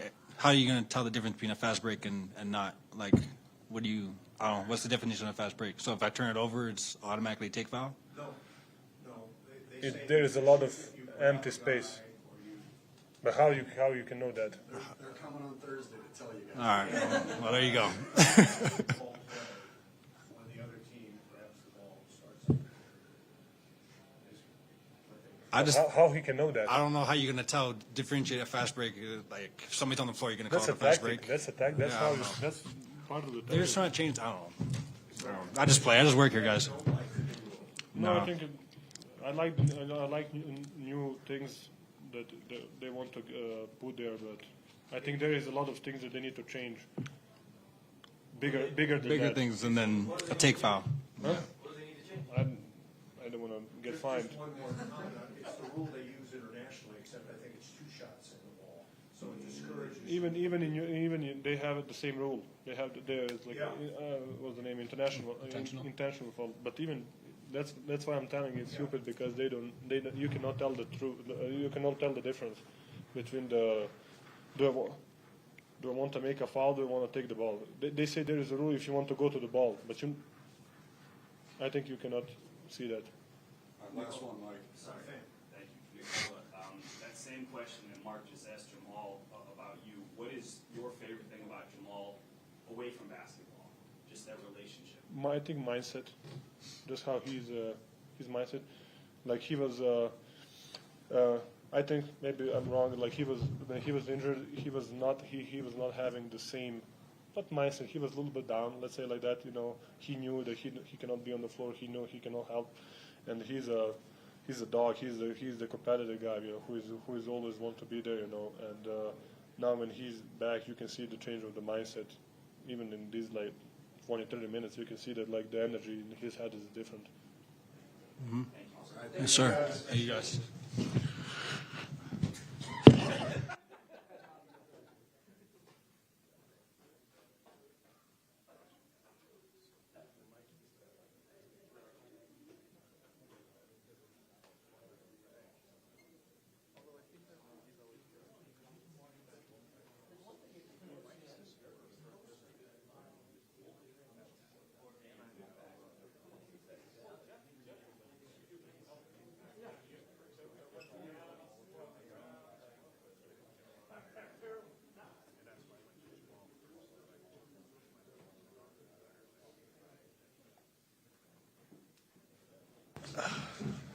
They don't got near as much to ask us. Yeah. You guys must be tired after that. Yeah, we're probably not a good following act, It's all right. I guess for both you guys, but to begin with Christian, what has the last month or two been like as you've gotten acclimated to the gym, to your teammates, to Denver, all of those things? What has that been like? Yeah, it's been great. Just moving into where you're going to stay at. Moving around the city, meeting people in the organization. It's just been a good experience overall ever since summer league. It's moving fast though. We went one thing into the next all summer, and then just meeting everybody's been great. Now we got everybody here. It'll be a fun training camp. Yeah, pretty much just piggyback off what Christian said. It's just been good to get settled in, first and foremost. I'd never been to Denver before when I lived in the US, so it's been good to just settle in, like great people. It's a great city. So yeah, really enjoying it here so far. And then just meeting the teammates and everyone from the organization has been great. Again, just great people. And it's been great fun to see improvements and compete and make progress towards training camp so far. So yeah, just really excited to get down to San Diego and get started. Question for both of you, if you were both there. Aaron Gordon had people over to his house to be able to get some running, and Jeff Green, it sounds like, had people out in Miami for a mini run. What was it like for both of you trying to find your way, trying to find your legs in this league to be able to have those opportunities?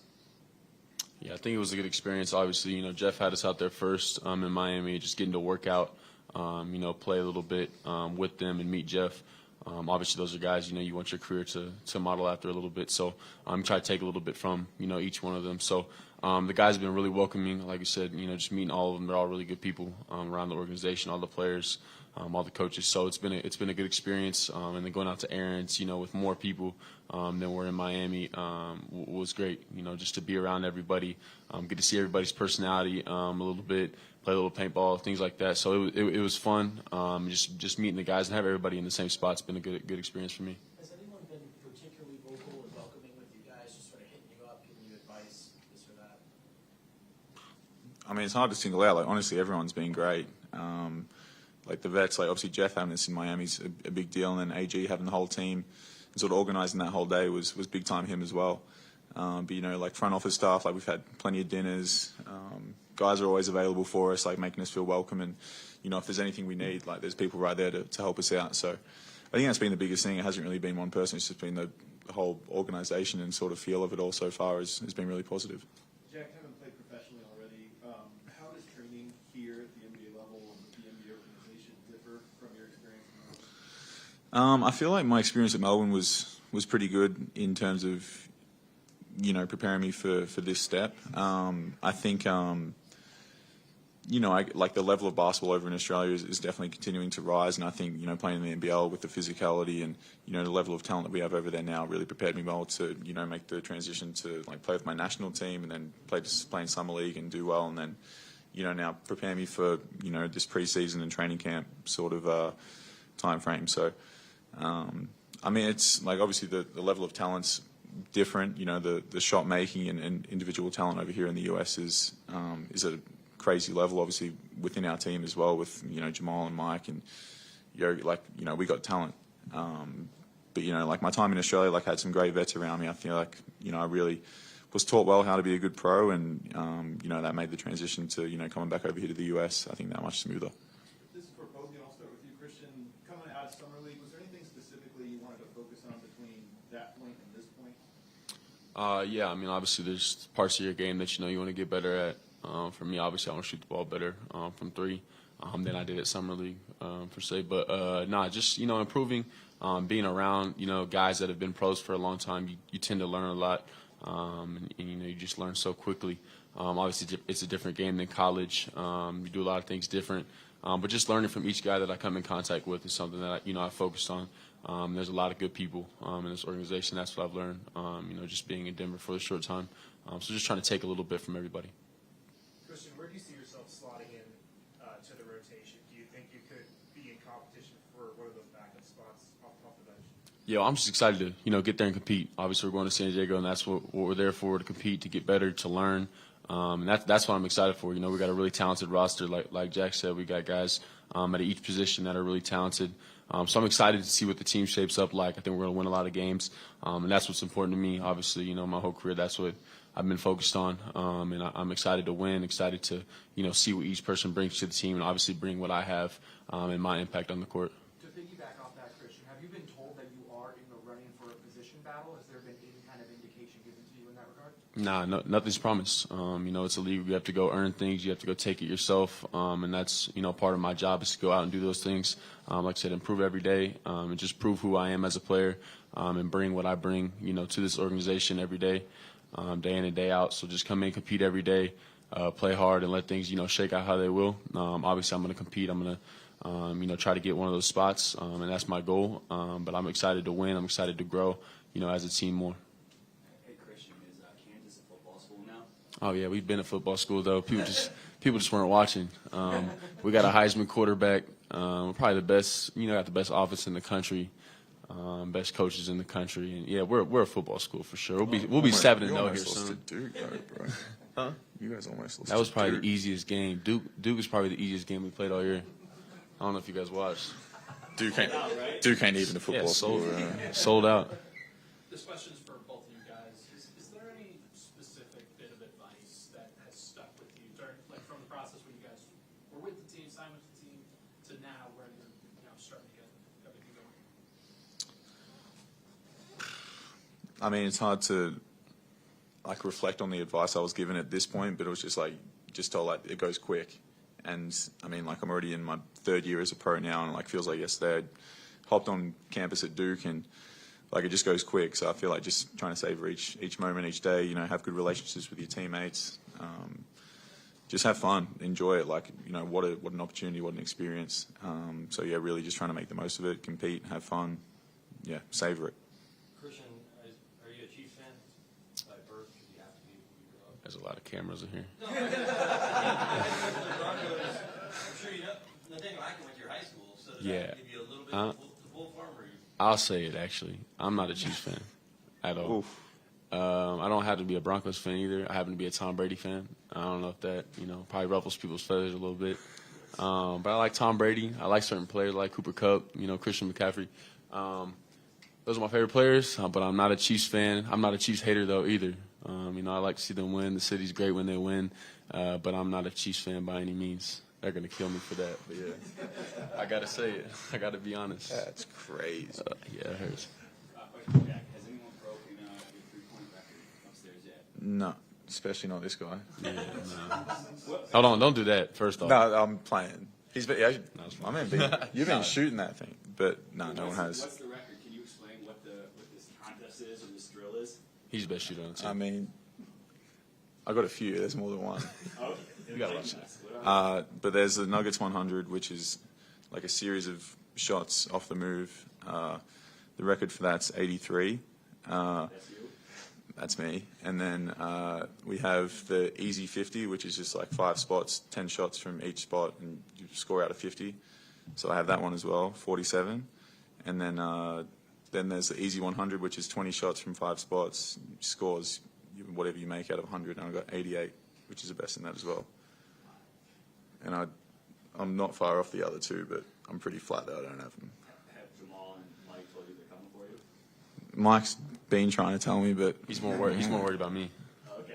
I'm worried about Cristiano Ronaldo right here.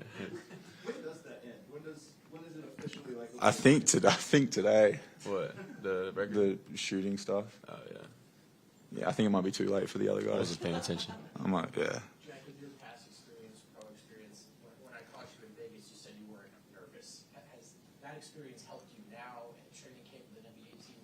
Some of the nerves and stuff, is that all curbed for you? Yeah, I think so. I feel like it's also just a product of, I guess, what I've sort of been through over the past, 5-6 years, with not playing at Duke and being hurt last year and being away from the game and having these, I guess, adverse experiences up and down with my career. And I feel like, at the end of it, it's just, for me, the biggest thing is just have fun and compete. Understanding that, I'm here for a reason. Trust the work that I've put in. It's just up to me to just go out there and let it rip and have fun. I think that's the most important thing. I feel like that's when I've been able to get the most out of myself. So I feel like in a situation like this, I've been here since summer leagues ended. I feel like I put in a good body of work. Love the team, love my teammates, love the city. I feel like I'm just in a great spot and just ready to get down to San Diego, have fun, compete, get better, and just continue to learn. How has Jamal Murray looked in the open runs to you guys when you've been playing against him and been with him? Fantastic. He's pretty good. Yeah. Does he look like his old self? He looks really good. He's doing well. Yeah. Well, how much are y'all looking forward to going to San Diego and getting to have this kind of forced time with all your new teammates and get in the same spot? Yeah, I'm excited just for everybody, to be in the same spot. Obviously, that's kind of what we've been waiting for. We've had a lot of guys around. This has, been a really good month for us, getting better. But just having everybody in the same spot, all the coaches, and just being focused on basketball, on the team, will be a good week for us. So I'm excited for that. And like I said, just having everybody and getting better as a team is going to be fun. One more? Does the word championship pop up just in these pre-camp stuff, or is that too safe for this week? I would say every day you work towards that. But I think the place organization is at is they don't want to talk about it anymore. They just want to do it. So, it did come up a little bit, when I talked, obviously at the beginning when I was first drafted, with Mr. Booth and with Coach. Those things those words do come up. But I think that, they're in a spot where they just want to win. Like it's time to win. They don't want to talk about it anymore. They just want to hang a banner. So we're excited for that. And obviously we're not going to, talk about it a bunch. We're just going to go do it. Cheers, guys. Thanks, bro. Oh, my. Only 10 more players to go. Good.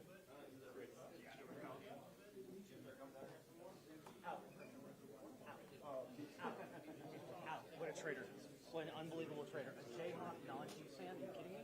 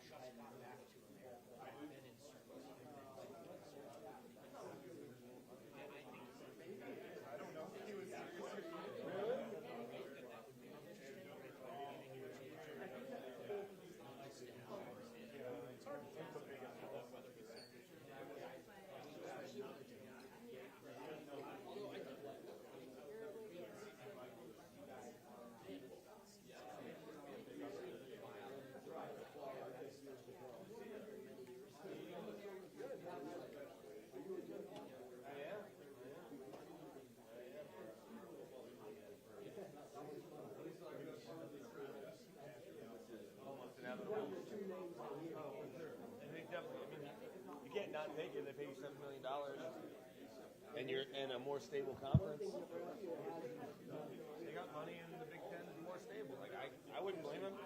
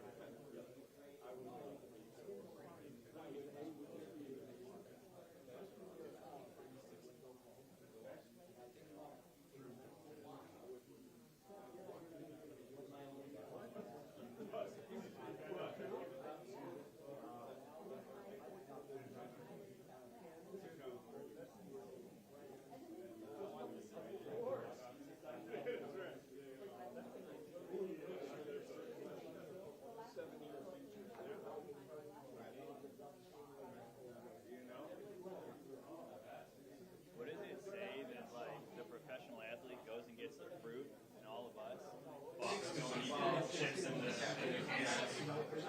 Exactly, man. the only race that have been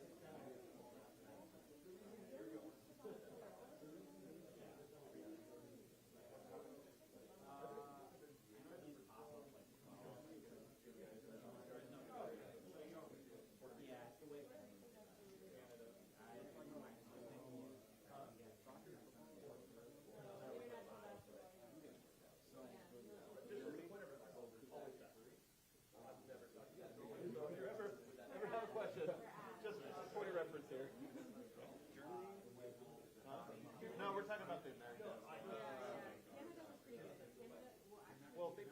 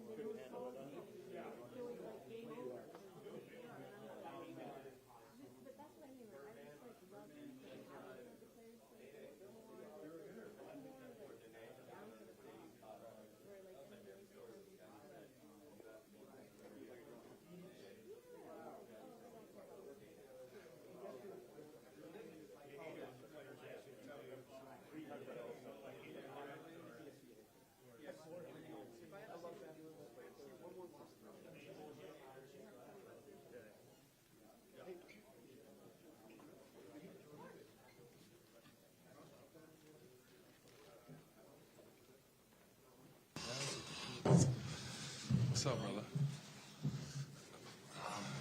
Peyton, can you kind of just, I don't know, last couple months, what's the acclimation process been like in Denver? How, do you feel like you have your legs under you? What have the teammates been, all of that? Yeah. It takes a while, but at the same time, these are the best players in the world, so we all, we get adjusted quick. But the main thing for me has just been the conditioning, getting used to the altitude, and also just learning the NBA game, learning the terminology, and just getting to know my teammates better and building some chemistry. And Davon, you signed your contract for free agency. What was that moment like to have some security finally? Man, it was a sigh of relief more than anything, just knowing what I've been through, kind of, and just knowing the journey, and finally, like you said, I think that was the biggest thing, just the stability. Always knowing I belong here, but now having the stability and having the Nuggets behind me and believing in me and just ready to just help my team win. So. Davon, following up off that, when PJ Dozier was here and he got his first contract, he said that it opened up his game. He wasn't feeling like he had to take every minute to prove himself. He was able to be more of himself. Have you already started to get that same feeling? Everything's a work in progress. I think it steps to everything. You got to crawl before you can walk. For me, I've always had that confidence just based on the work that I put in. So for me, it's not about that. More it is just helping my team win. I think that the more time that I give and the more that my game will show. You've been around so much, it almost feels like at the end of last season you never left. Right. Was there much doubt about you and the team reaching a deal and sticking around in Denver or your future in Denver? I didn't have any doubt. I really appreciated how the Nuggets gave me the second chance last year, especially after going to camp and then going to the G League and being the first call-up and then just working my way to a contract, a two-way contract, and kind of how the year went and what I was able to do for the team. So I didn't have really any doubts about it. Davon, what was the disappointment of not being a part of the postseason, or was there any motivation? It's disappointing, but just in the sense that I wanted to be out there helping my team compete. But I just control what I can control, and I would have loved to be out there for my team, but the cards will play how they were. So. Davon, where do you see yourself slotting into the rotation? I see myself, being with that second unit, helping our team win. Like I said, I think the potential second unit will be a really good defensive team, play with a high tempo, high pace. But whatever my role is with the team, I'm accepting, and I'll play it to the fullest. Peyton, what have you focused on since Summer League? What have your workouts looked like, and has it been an emphasis? Just focused on being in the best shape of my life, constantly bringing that energy, that young, fresh energy I have, and just showing what I could do on the defensive side of the ball. It's obviously another level of players now, and it's hard to stop any good player in this league. Like, you can't completely shut down a lot of these superstars. But like D. Reed was telling me, giving me some advice, everything is personnel now. It's more about containing these guys and making them do things that they don't want to do and making them uncomfortable now. So it's just been an adjustment for me, just learning the NBA game and the pace. But I'm here and I'm ready. So let's do it. I don't want to presume that you'll be down with the gold. I don't know what the plan is. But do you have a relationship at all with Andre Miller?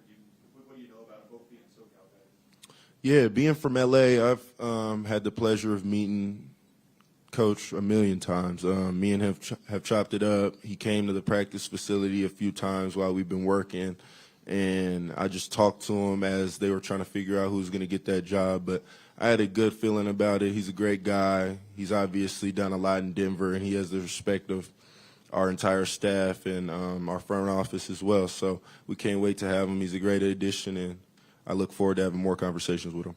You guys have both been in the gym for a while now, I think upstairs. Has anybody stood out to either one of you guys, and you guys can both answer? I'll say everybody, honestly. We all came in here, less prepared than we are now. So everybody's had to get in shape. Everybody's had to shoot the ball a little bit better and get sharper with the time that's gone by. But I think it's just great to see everybody coming in, seeing the team really at full strength, and just seeing guys get better every day. It happens pretty rapidly, and everything goes by fast. So we just try to take in everything that we can. And for all my teammates that have been in here working, I see you getting better. Me and D. Reed, we've been in here together this whole time, and I've seen D. Reed improve every day just like he's seen me. So it's good to get to know these guys' games and see everybody improving. Yeah. There was that memorable game against the Lakers last year when you were teeing up LeBron James, battling, and then stole the ball from him. What do you remember about that matchup, that 10-minute matchup with him? It's something I'll never forget. It was a lot of built-up tension on my side just from my rookie year, him killing me my rookie year. So I've been waiting for that moment a long time. It was just a lot of emotions going into it, but it was just a game that I'll never forget, a moment I'll never forget for sure. I mean, yes, for sure. Why not? Like, it's LeBron. So definitely already had the confidence, but it was like reassuring for sure, a reassuring moment for sure. Were you part of the recruitment team for Bruce Brown? I actually wasn't. Calvin had told me, like, hey, how you feel about Bruce coming to the team? And then, like, next day I seen Bruce was signing. So glad to be back with my brother. It was only for a year. We played together at Miami, but we had some great moments and great battles in Miami as well. So look forward to taking the court with him in Denver. And there's some video of you going around the internet just getting some of the runs in this summer. Who were some of the better players you played against this summer, and what were those experiences like? Fortunately, just growing up in LA, born and raised, I've had the blessing to play against the best of the best. I've been able to build relationships with some of the superstars in the league, which is not something you see every day. So I've taken everything as a blessing. And it's hard to narrow down guys just because everybody's pros and everybody can have a good day any given day. But just some guys to mention that I've learned a lot from, obviously Kevin Durant, Kyrie Irving, Paul George, Harrison Barnes, guys like that, Russell Westbrook, my big bro, my mentor. Just learning more about the game from them. But honestly, I've been picking those guys' brains more on off-the-court things that up to this point, just what they do in their free time, how they carry themselves, and how to be a positive face for the organization. So, yeah. Has that adjustment been what you expected, the off-the-court part of the NBA? Honestly, it's something that you got to go through before you understand it. Obviously, I knew I was going to have a lot more free time, not having to do school or having a set schedule day by day. But it's something to get adjusted to for sure. But I just try to, keep everything positive, be productive, spend a lot of time talking to my family, and just talking to the guys on the team. You talked about stepping up a level because of where you grew up and who you grew up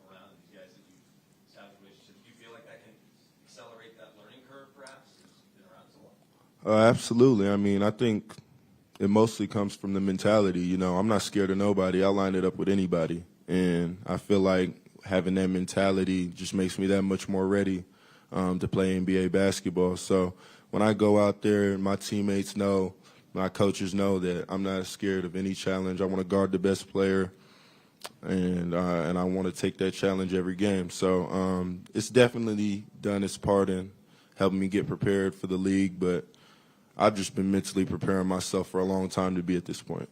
Hey, you said that Westbrook was your mentor. What has that relationship been like with him over the years? What has he taught you about the league or the game? Mainly just keeping my mental in it. You know, he's one of the most intense players this league's ever seen, and he gets in a different mode and a different gear where he's undeniable. And that's one thing that D. Reed has told me a lot about. He's like, the work is going to speak for itself. Russell, all these guys say it, and it's not just, you know, it's not just cliche and things that you just say to say. Like, nah, the people who work here and put the most time in are the people that stay here, and you see it every day. So I'm just trying to work, stay sharp, and, you know, continue sharpening with these guys. Davon, you were part of the team last year. The defense was fine. It was okay. Mm. And Coach Malone said that this year the goal is to be a top 5 defense. How do you guys go from point A to point B? What are the steps? Well, I think the front office has done a great job in making sure that we have a personnel that can defend and have a defensive mind. I think that's the first step. We've added a new coach. Coach Ryan Saunders has already been very vocal in how he's wants to lead us on the defensive end. So it's a collective thing. It's not about having 1 or 2 people that can defend or 3 people that can defend on the court. It takes a unit, everybody locked in and engaged. And it's a mentality first and foremost. So I'm glad Coach has said that already. And if we're all locked in and focused on that side of the ball, we know that the offensive side will take care of itself for sure. And also, I'll add to that, with the depth we have on defense too, we also know, like, we got to stay on our jobs. We got to stay sharp because it's somebody else who can come in who can defend. So that keeps us on our P's and Q's, and also just gives us the confidence to go out there and give everything we got, because we know we got some fresh legs that's going to come in and give the same amount of effort. Davon, in your experience, how important is the element of joy, playing with joy, to a team and a team's success? And do you think you guys are in a better spot for that with everyone coming back? Yeah, I mean, you got to have fun with it. It's 82 regular season games and playoffs if you're fortunate enough to make the playoffs. So you got to go out and enjoy every game. And I think camaraderie and team spirit is very important for both sides of the ball and just playing winning basketball. And I'm excited for everybody we have coming back, and I'm excited for the new guys that we have coming in. One more. You mentioned Ryan Saunders is bringing some defensive identity differences. What are some of those, and do you feel like there'll be a substantial difference in the game plan defensively? I think our principles will be the same, but I think our attention to detail will be a lot more focused. I think it'll be more of a precedent to play defense consistently night in and night out, and have guys step up to the challenge in both units. Thank you. Appreciate it.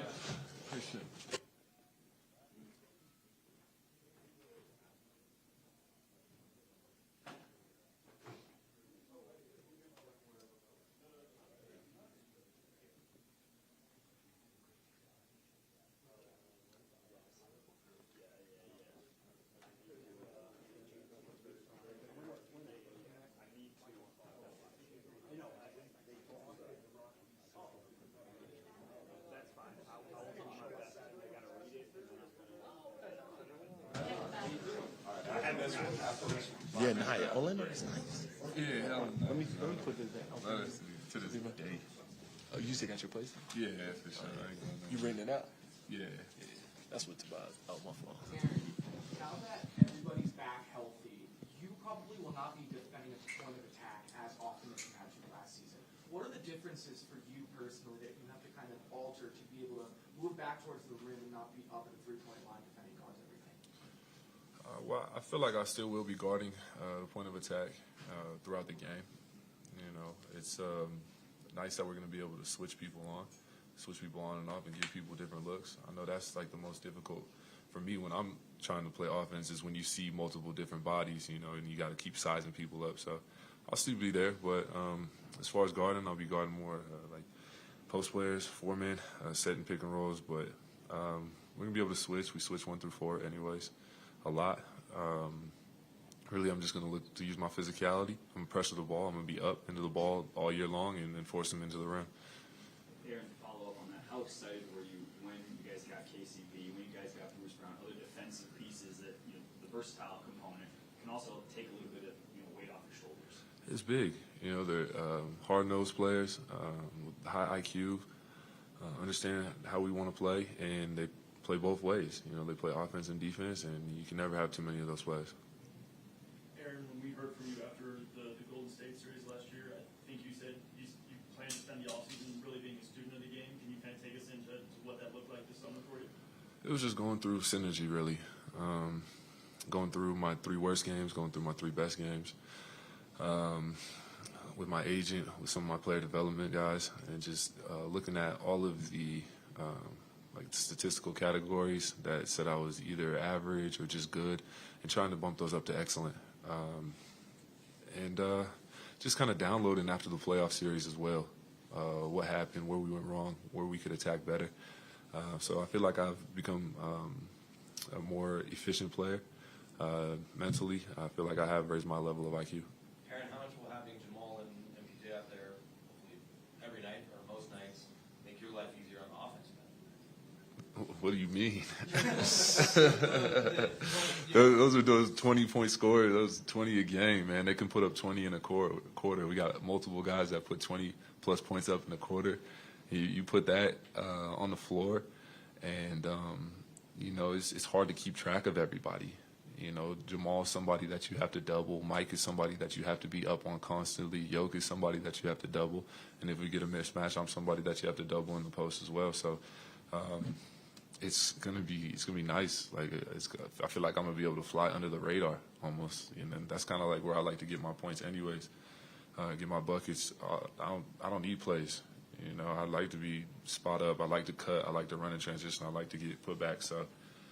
I feel like it's just going to be nice to have those dogs back. Aaron, so much of playing with Jokic is about read and react. I'm curious about how much feedback there is over an offseason, on a game night. Is he talking to you guys specifically about what went wrong during any of those read and reacts, or does he just sort of trust it to work itself out? No, of course. Jokic is a vocal leader. It might not look like it, but he talks to us pretty much every timeout, every dead ball, just to kind of make sure that we're all on the same page. Yeah, he talks us through it. And ultimately, he's one of the smartest basketball players in the world, so we listen, and it works. This is your 13th season, then 14. Man, I would have been cool with y'all just asking AG. That next one. Honestly, look, if they asked me, I honestly was just chilling for real. I was trying to see the hockey game back there. No, I seriously was. But go ahead. What was you saying, buddy? Sorry, man. I was just wondering, what does it take to be somebody that makes it this long in the league, that has played with this many teams have wanted to be a part of their organization? What are the keys that you would tell young players about that kind of person? For me, you know, the journey has been fun. I tell people all the time it's been fun. You know, the first 6 or 7 years, I, you know, played on a lot of playoff teams, a lot of talented guys I played with. It's calmed down a little bit in the last 6 or 7 years. But for the most part, you know, hopefully for me, my journey can be somebody, you know, inspired, not just in basketball, just in general. Just keep going. Just keep pushing, keep pressing. You got your ups and downs. I'm getting traded and released, you know, from one team to another team. That's not bad. I'm still in on the job. So, you know, those things I always, you know, never took for granted. I never take any of this stuff for granted. I always used to tell myself the next move was the best move, and, you know, you just keep pushing, keep pressing. Ish, to follow up on that, what was your first reaction when the trade happened and you knew you were coming to a team like Denver? Yeah, no, I was cool with it. I mean, for me, like, when you've been moved so many times, you don't ever trip about nothing. Like I said, it has calmed down lately. But for me, like I'll never get too high, too low.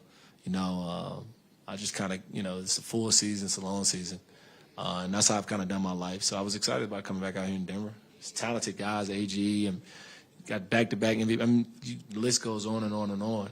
Now we have to, put the work in and put it out on the floor. But I was excited about it. I was. The Nuggets have talked about so many times how many times you killed them whenever you've been on the other teams. Have they reminded you of that? And have they said, thank God you're now on our team? You know what's crazy, man? I've heard Boston say the same thing. I've heard Phoenix say the same thing. Eventually, you have to be like, man, this kid's been on like 13 different teams, but he can play. So, all jokes aside, for me, I'm just happy to be on this side. When you're on other teams and, you're competing for 8th, 7th seed, 9th seed, when you're on a team where you really, really are competing for a championship, it's fun. And so I'm excited about it again. Like I said, I was excited about being here, and like AG said, man, we got so many talented guys. You got to be on your P's and Q's. Practices, training camps is going to be fun. It really is. I think it can be more difficult in practice than it can be in the game because of all the talent that we do have. This dude's a problem. Y'all didn't know? Come on. No. He'll get in. He'll come and change an entire game. He's been doing that. Don't listen to AG, man. I'm a nice guy, just trying to make it to the next team. I'll tell you a problem on the floor, problem in all the best ways. Man. He's a solution. Let's call that not the problem, he's a solution. Aaron, you guys have only played 5 games where you, Nikola, Jamal, and Michael Porter were all on the court together. What do you even remember from those 5 games almost 2 years ago now? It was a good record. 1-1. 4-1. Yeah, 4-1. Yeah, good record. And then the one that we didn't, so the Warriors, all got hurt. I'm just looking to build a chemistry with that. We weren't even we didn't even have all of our spots together. So it's going to be nice to figure out the spacing on the floor. It's about to figure out kind of the flow of the game, who gets what, where, and when. How and why. We still got to put all those questions together. So it's going to be fun. Aaron, you had a tweet that was deleted last week about Anthony Edwards being fined, by the NBA for his comments that were captured. It was deleted. Want to know if that was from you and if you had any follow-up on that. No, it was from me. I opened up Twitter. I saw Ant had gotten like 40K taken from him. And, I hate seeing my brothers get money taken from their pockets, especially if it comes down to like freedom of speech things. That being said, I was ignorantly posting emojis. I did not know what he had actually said. And once I did a little bit more research, there's just things that you say, and freedom of speech is a real thing, but what you say, there are going to be consequences and repercussions from that, and that is a valid fine, from what he says. So. Do you unpack all your boxes, or have you learned to? You talking about lately? Yeah. Well, lately. About a lot of stuff like that. What? In your life, how's that been? What? Oh, I'm gonna live my life either way, buddy. I'm just saying, like for me, and this is the God honest truth. I've always tried to tell people to enjoy life, enjoy the enjoy everything. The Lord has given us a purpose, each one of us in here, and so with that being said, things are not gonna always be easy. Things are not gonna always be hard, but it's how you deal with the situation. And so for me, I just throughout my journey and throughout the league, I never tripped. I always enjoyed. Every situation I tried to learn from somebody or learn from some situation. And it's worked out for me. And like I said, that's a lesson I hope, somebody, utilizes and uses. But last 6 or 7 years, my boxes have been unpacked. I've been able to accumulate clothes and things at the places I've been. But early, I was living out of a hotel, luggages and different things like that. But that was a part of my journey. That's how it was. And I never was sad or down about the situation by any stretch of imagination. It's a lesson in each stop I had. Being with a lot of teams, a lot of different training camps, you guys are about to go to San Diego. How do you know when a team has championship stuff? When do you find that out? Is it during that process? Is it during the season? What happens? Well, the good thing is I've never been on nobody who won a championship, so I'm gonna learn just as well as everybody else. All jokes aside, I don't know. It's we've been around the league. Like, you just see it. I don't think we saw Golden State by any stretch of imagination after losing Game 7 to the Clippers. They make a big coaching change. Nobody knew that next year they were going to go 50-6, and we were going to be looking like, what the heck? Because even then, if you remember, people were still like, nah, we'll see how, even Charles Barkley came out and said, we'll see how all those threes work, in the playoffs. For, they win first round, second round, third round. And then once you win a championship, the confidence is unlimited. Now you feel like I'm the best in the world. Let's do it again. Let's do it again. And each team has a short window, and so we have to capitalize on that window that we do have, and hopefully be successful. But I don't know. I don't know what I think I'm going to learn, just like all of us in this room, all of us in the team. We really are. Do we have the talent? Yes. But everybody has talent. You just got to mend it all together. Have you been teammates with any of the guys here before? I had to go back and look. What was your perception on this team and the players before you walked into the building? Yeah, so I played with KCP. Who else I played with? This might have been the only team I only played with one person. That might be it. And playing against AG, I joked around with him the other day. I was like, man, when I was in Detroit, he used to always kill us. Always used to kill us. But it was the same way, though. You be killing us, too, though. Yeah. Glad we didn't have to guard each other. Yeah, we just didn't have to guard each other. But he would always – so the talent that we had, Cola, like I said, back-to-back MVP, Jamal used to kill us every team I was on. Bones is special. Pope, playing with Pope, I've always played with Pope. I always had a great connection with him. I mean, I can go down the list with everybody. D. Reed, all those guys, just been up. I came early, 2 months early, just to get a feel affiliated with the guys, get my family, acclimated to everything, and it's been fun. It's just a lot of talent, and like I said, it's like a puzzle. You got to piece them all together.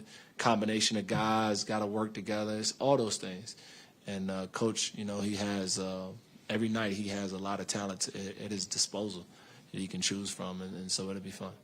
Follow-up, what do you expect your role to be heading into the season? I don't never know. I just go out and hoop. Honestly, I don't overthink things. I just go hoop, and then, I have a point guard's mind, so I try to figure out everybody's game, how they play, how they like the basketball, where I can score, where I can allow other guys to make their job easier.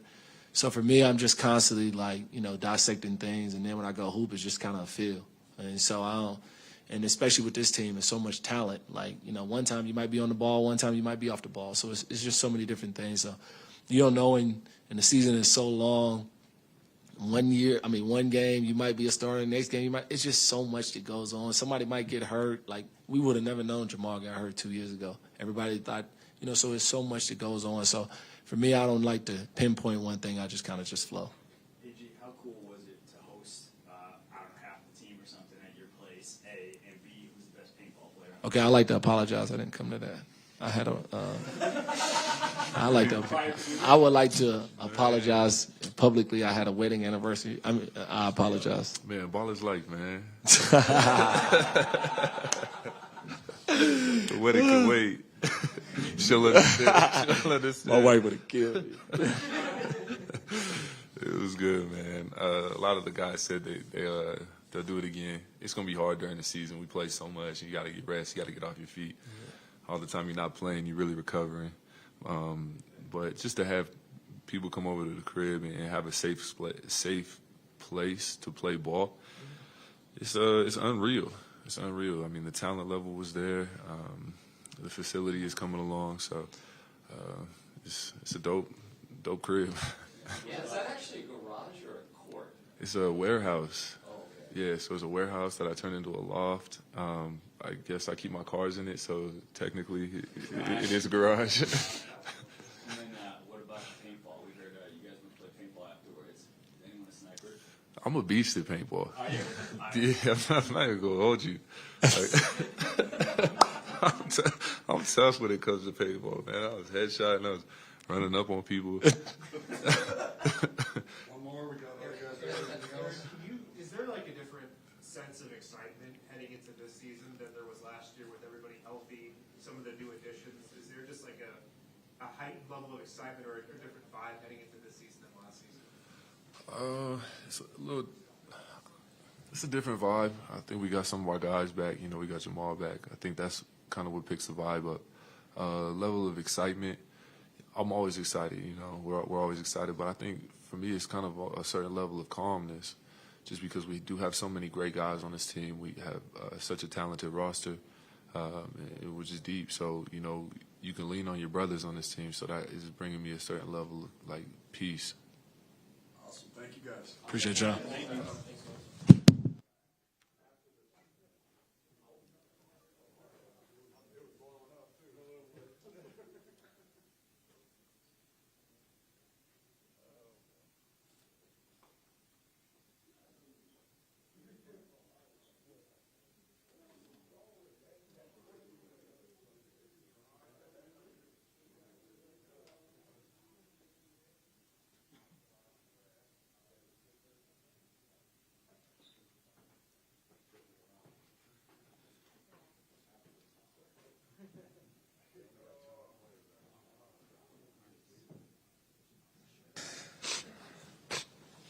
What has your acclimation process been to this team? Do you feel like you've got, you kind of made headway in terms of relationships? While you've been here?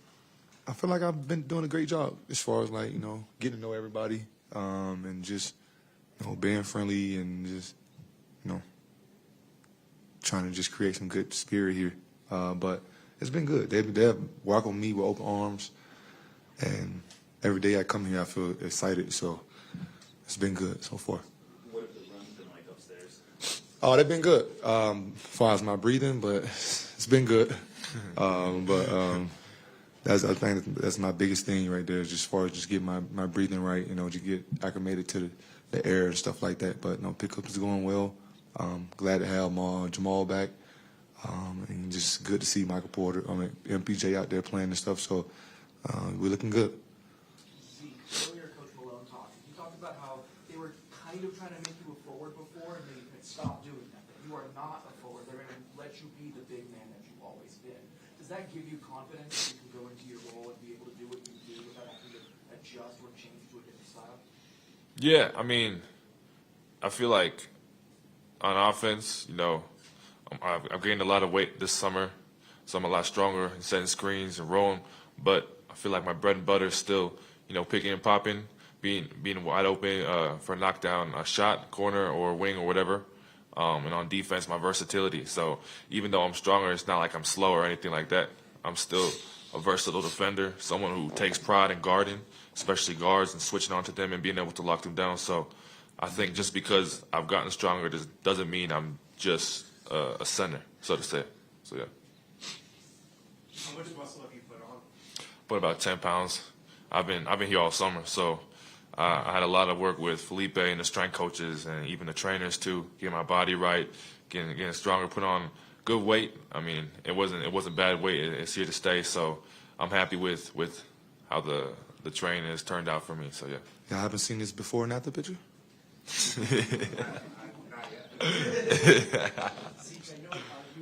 Did a great job. What that means to you and the details of it and how that's going. Yeah, that's something I've been passionate about since I was a little kid. You know, my parents have always taught me that it's important to give back to the communities that raised you, made you who you are. And so that's the first basketball court of 5 that we're planning to do in Nigeria. We also plan on putting some STEM facilities there to help out the kids and get them into different areas and at least let them know what they want to do and have options to do different things in life. I mean, if they don't want to do basketball, they don't have to, but know that you don't have to you're not set in stone. You can do whatever you want to be whatever you want to be. So that's something we're passionate about. You know, I'm really looking forward to see how it all turns out, and I'm really excited. Davis, I know you haven't been here too long, but do you see any parallels between that Lakers team that you were on and this one? And if that's a bogus question, then that's fine. But one thing I think we can be, you know, that top defensive team that we had when the year we won the championship. But I feel like we can be that defensive team this year in the West. If not number 1, you know, I think we'll be top 5.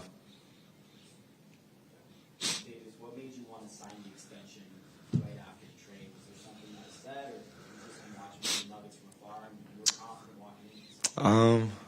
Mutual, feelings. I wanted to be here. They want me here. So, what's the wait? I was already on my last year of my other contract, which they pick up my team option. So, what's the wait? Zeke, in addition to obviously bulking up, was there anything specific you worked on in your game that you honed in on? Yeah, I've always been like a high percentage 3-point shooter, but I really tweaked a lot of my mechanics here and there.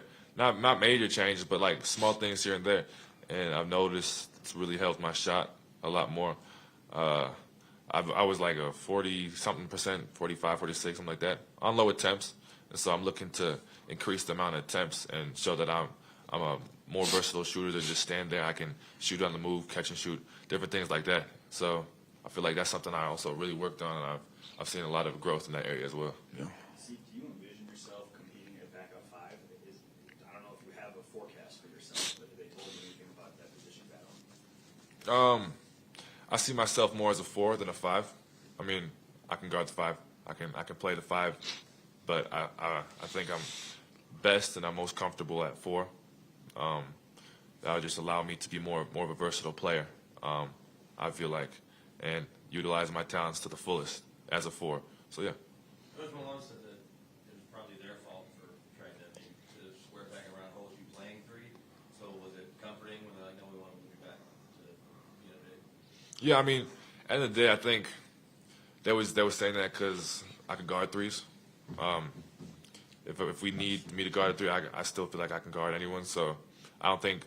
I mean, our offense, we run so little plays. It's more about motion and just feeling that it doesn't really matter what you're labeled as, because you'll be able to flow within the offense with everyone. So I think labels is more about defense and being able to know who you can guard and matchups and things like that. So yeah.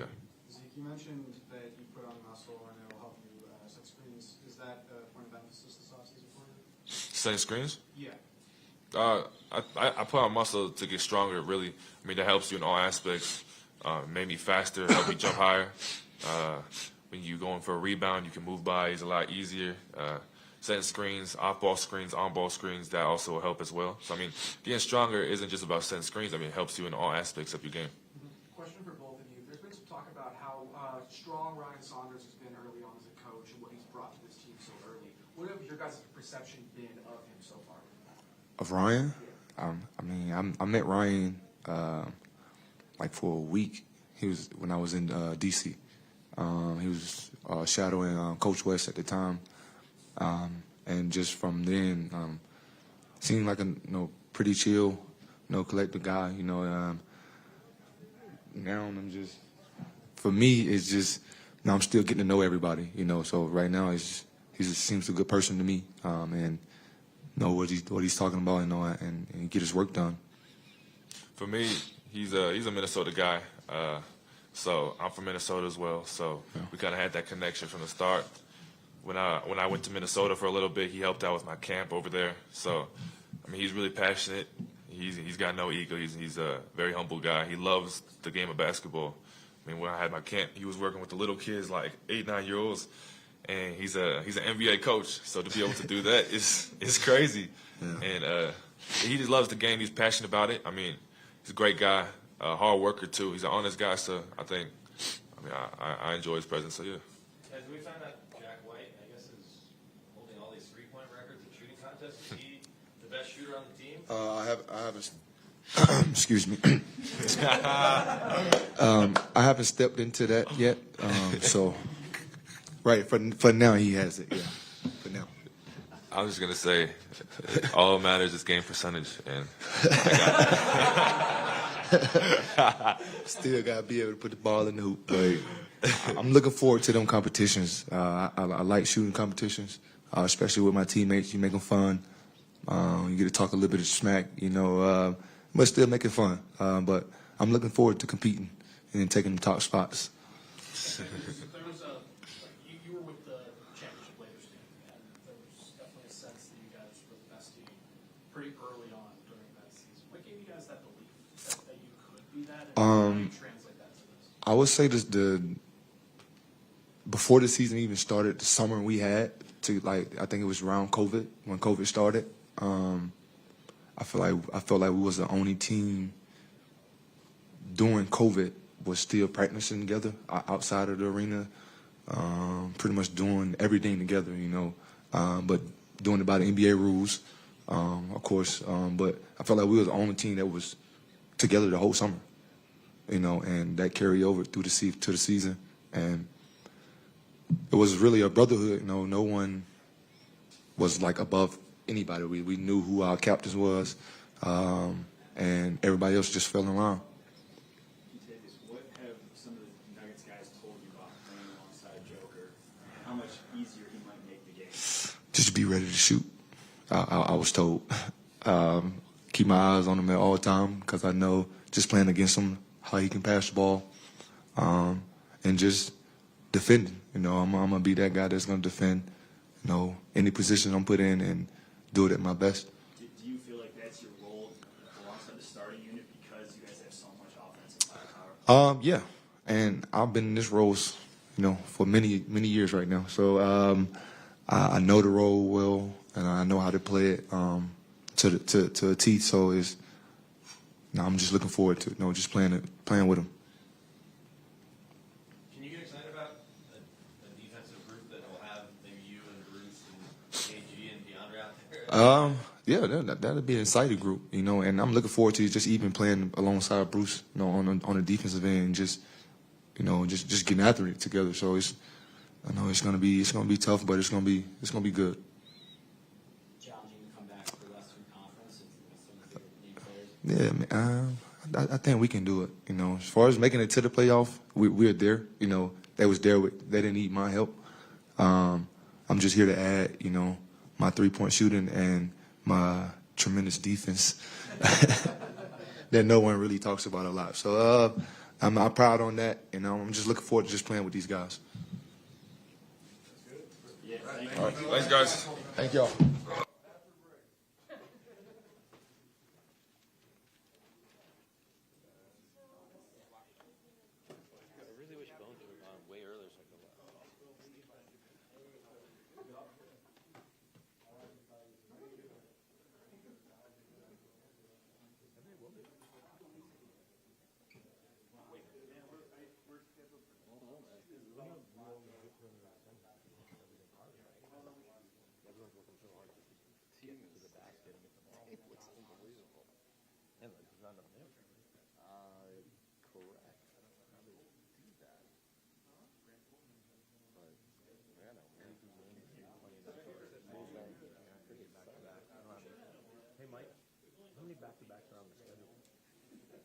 I don't know. That's a good question. I think 14. 13. Okay. So there you go. Matt's the schedule guru. Sorry. Matt was sitting all the way back there, and then. And so, AG's, does he live in his warehouse? No, it's like a separate thing that he built. It looked awesome. He's had it for like. Where is it? Vlatko and Brown. I think it's actually northeast of downtown. I don't know what city. Here, though. Yeah, it's here. Oh, okay. But he's had it for like a year plus, and he's like, I'm just, what he said, I'm just building it out. It's not really finished. Just like a clubhouse. He'll post videos, and his cars are in there. It's like his fantasy factory. It's pretty cool. No, that is so awesome. It's ridiculous. Yeah. You should get one of He those. doesn't, but wait, could he live there? I'm sure he can live there. When you got $94 million. He built a loft above it. There's a half basketball court, a garage, and like a whole bunch of stuff behind it, and then above it, above the staircase, there's a whole. It's only a half So you could live there. Yo, he spends most of his time there. I've been seeing like all summer long videos of him Is he married with kids? Is that why he's like going to the clubhouse? That part doesn't look beyond that. And he's got another place here, too, obviously. I think so. Probably has a high rise in Four Seasons or one of those. It's so funny. Just forget how much money he actually. Well, I remember years ago when Al Harrington came here and was making $7 million a year, and he rents this high rise right on the edge of downtown at the end of Broadway or Lincoln. He's like, and rent's only $6,500 a month, and I'm like, fuck me. That's like but then you realize what $6,500 a month is like $120 grand for a guy making $7 million. It really is nothing that compared to, and he'd just been in New York, so it did feel like he gets a huge penthouse for $6,500. Just a different world, right? Who would want to build out a warehouse, put your dream one up in? Dream factory? I think it's cool. I think it's amazing. Well, a single guy that has more money than he's ever going to be able to spend and doesn't have anything to spend it all on. It's really cool. Why not make it somewhere fun to hang out? I get it. I built a fort when I was 10. Yeah. This is an extension of that. What's the difference? It's not about resources. So Aaron, he doesn't have wife, kids, or he's. That's a single guy move right there. Yeah. Well, to be fair, there's other Can you players. imagine telling your wife what you're doing? There's other players. Hey, honey, I'm gonna build an entire place where me and my pals are gonna go that you really are gonna feel awkward being. There was another Hall of Famer that was here, pretty high profile, that had a nice big house where his wife and kids were and had a 2-bedroom apartment nearby for his own extracurricular. Ooh, it's on that. Oh, I think you could call it a flop. I know Cutler used to keep apartment down here. But he wasn't married. It was easy. He had a big house out south and had a place in the glass side. No, yeah, the place next to the glass house. Such a natural state. That restaurant, is that right? Yeah. It 100% is. That's pretty cool, man. It's awesome. I was smarter than Melo. DUI driving home by himself, and he left the house in like 8 minutes. Went to a game. I think it's a DUI 2 hours after bars closed. Is that right? Lala did not come pick him up. She was not happy. You know, it's amazing that She did the math. Where were the other 7 guys? making that much money, seriously, why don't you have a driver? Well, here's the thing. Pay? He had so many people around him. Even if you're going to see a girl, that's what he was doing. Make someone wait in the car. Sure. Like, you're the reason we're... You're my. Land How much your am I phone, gonna take a pay you? nap. 80 grand? 90 grand? Take a nap. Land your phone. Whatever you need there. I'll be out when I'm out. Yeah, that's your job. I don't know. We're talking about ridiculous money. $1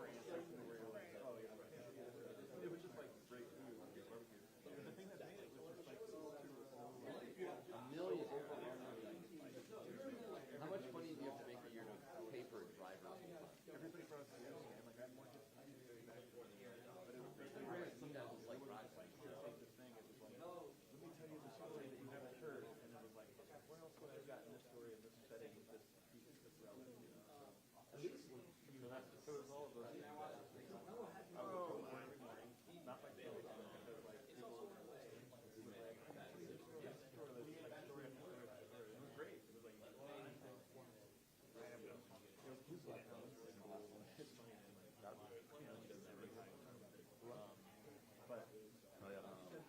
They're gonna put them together. Hopefully, one might do it. And I know he was like, I love the personality. You have to have some taste to it. It's so like hidden, like it's so off the pad. I'm sure when he saw that. PG, anything earth shattering?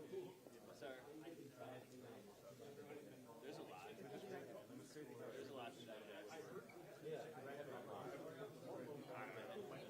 don't know what I'm nervous about.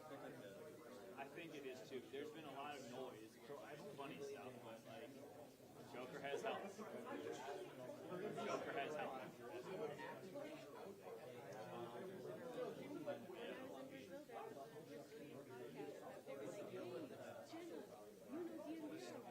Really? And I was like, they were Oh, like, they we're don't like take 15 it. years. Really? Yeah. And I was like, oh, okay. What do you mean by that? You know, and we did the same thing. We talked about Brazilian basketball. Maybe, but like I think it's him like leaning into like the holistic stuff. I don't think that. I think it's him renouncing modern medicine. That's what I think it is.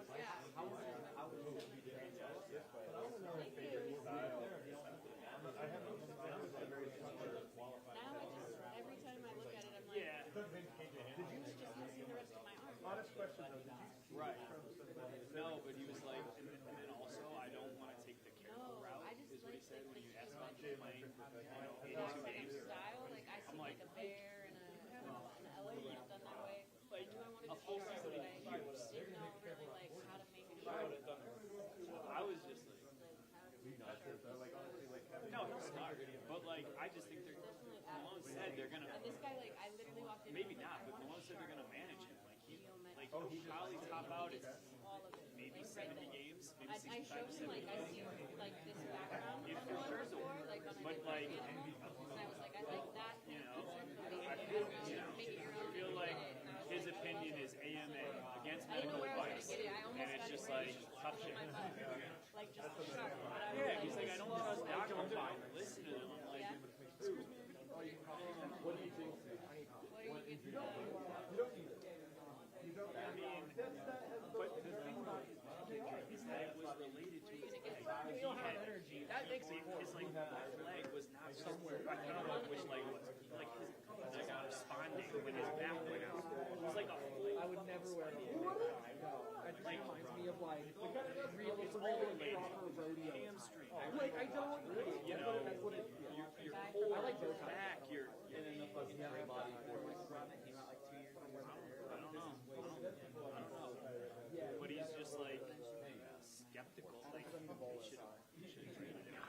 I think he should. Yeah. You'll never see this combination.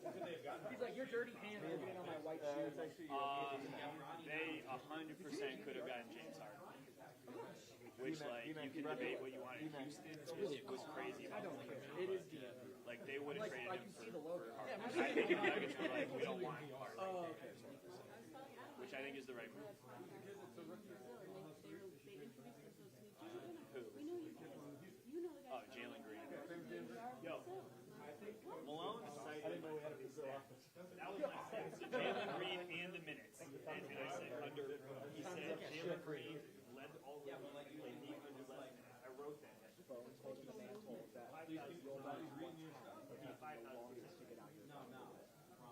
It was a little too random.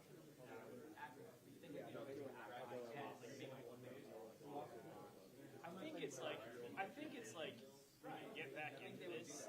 Like there's probably like a learning curve before you get into the flow of reading everything or researching it again. It's like Or watching TV where they're showing you stats right now. I know that I don't know if AG's thing was.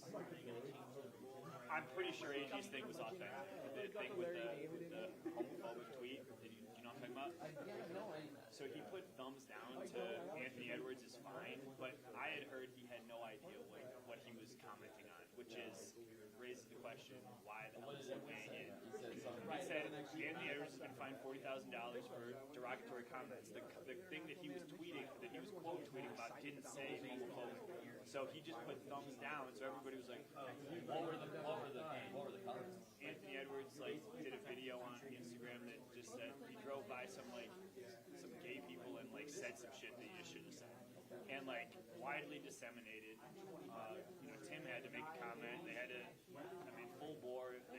He's an idiot. He definitely shouldn't have said that shit. And so AG just like no, and AG comments on it without knowing what it was. That's what he said. He said, I don't like seeing my guys having money taken out. He didn't know. I do, but it's still like a really stupid look. It's a mistake. It's a mistake. But people make For sure. Good point. That's exactly right. He's probably defending him.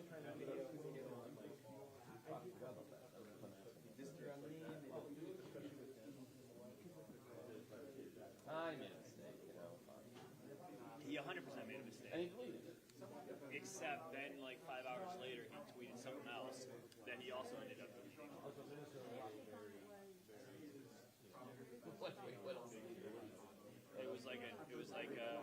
It was a song lyric that said, "How can I be homophobic?"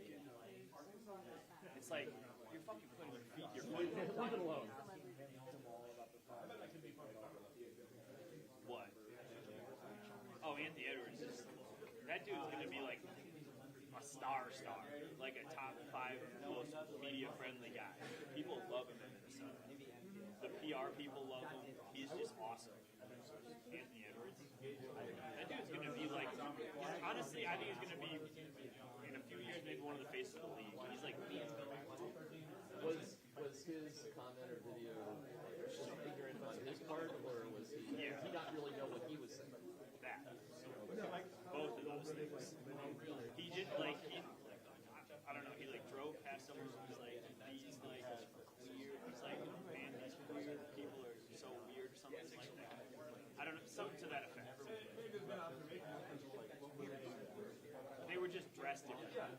That's all it was. And it was like, don't say shit. Like, there's no reason for you to say that. Why would I worry about yesterday? Wouldn't it be better to move on as opposed to like hold on? All right, are we ready for Bones and Vlatko? But I don't think we should do it. It's gotta be. That's what we're gonna end on. Bones and Vlatko.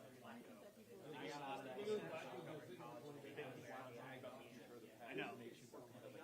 The funny thing is that Ish was the only one who didn't care that he was being ignored. He was like, I'm good, guys. Stay on AG. Who's the best shooter? I don't know. Maybe, I don't know.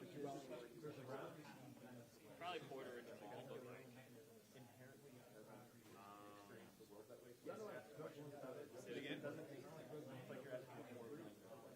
Yeah. I don't know. I just think Jack White benefited because all the other shooters were hurt. Yeah. Still, the numbers sound pretty impressive. Oh, that's pretty crazy.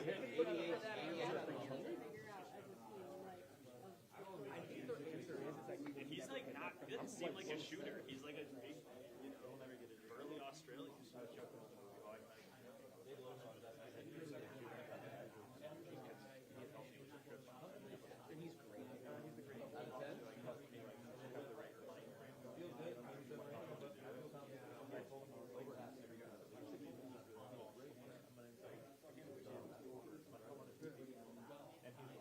Brother.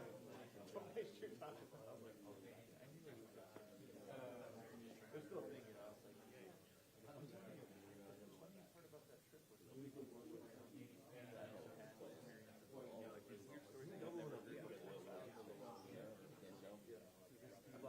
Have you ever seen Zach's dunk? I blocked his shot on a basketball court in the game. Oh, no. I see him dunking it.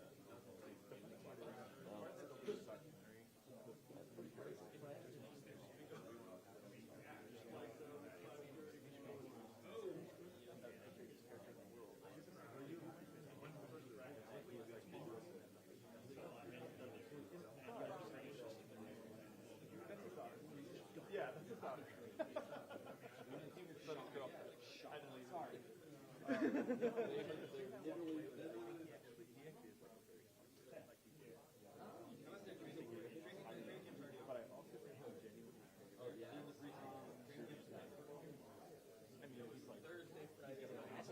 Yeah, like he has money in it. But like, I walked away from that thinking like all the little are well thought out about like trying to make this work for him, but also for like these like guys.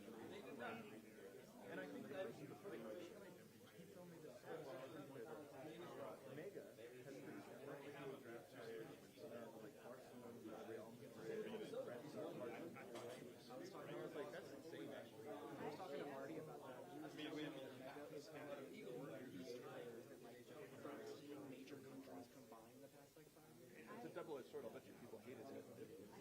Yeah, well, I framed it like what league outside of the NBA, like rank the league, which league, and nobody gave respect to Mega. Well, that's because they're like G League now. Yeah, they're not Mega in the Adriatic League is not in the Mega League. But the thing it is, and this is what everybody talks about his experience. He talks about his thing was the pressure of your team was so big. They had a Serbian coach. They were one of 4 coaches in like a 6-year period, including Rick Pitino was one. Yeah, like they just because it's like if you lose a game, you win 4 in a row, if you lose one, they're like riot. They're like those fans are different.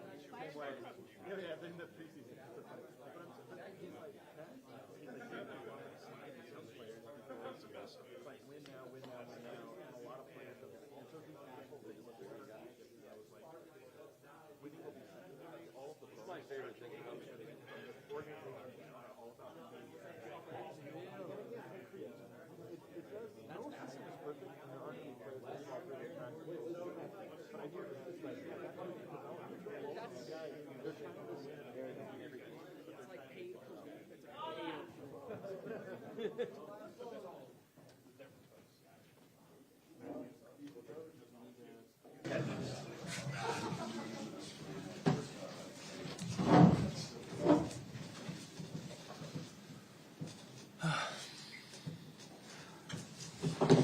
Malone's, Michael Malone said you had an awesome summer.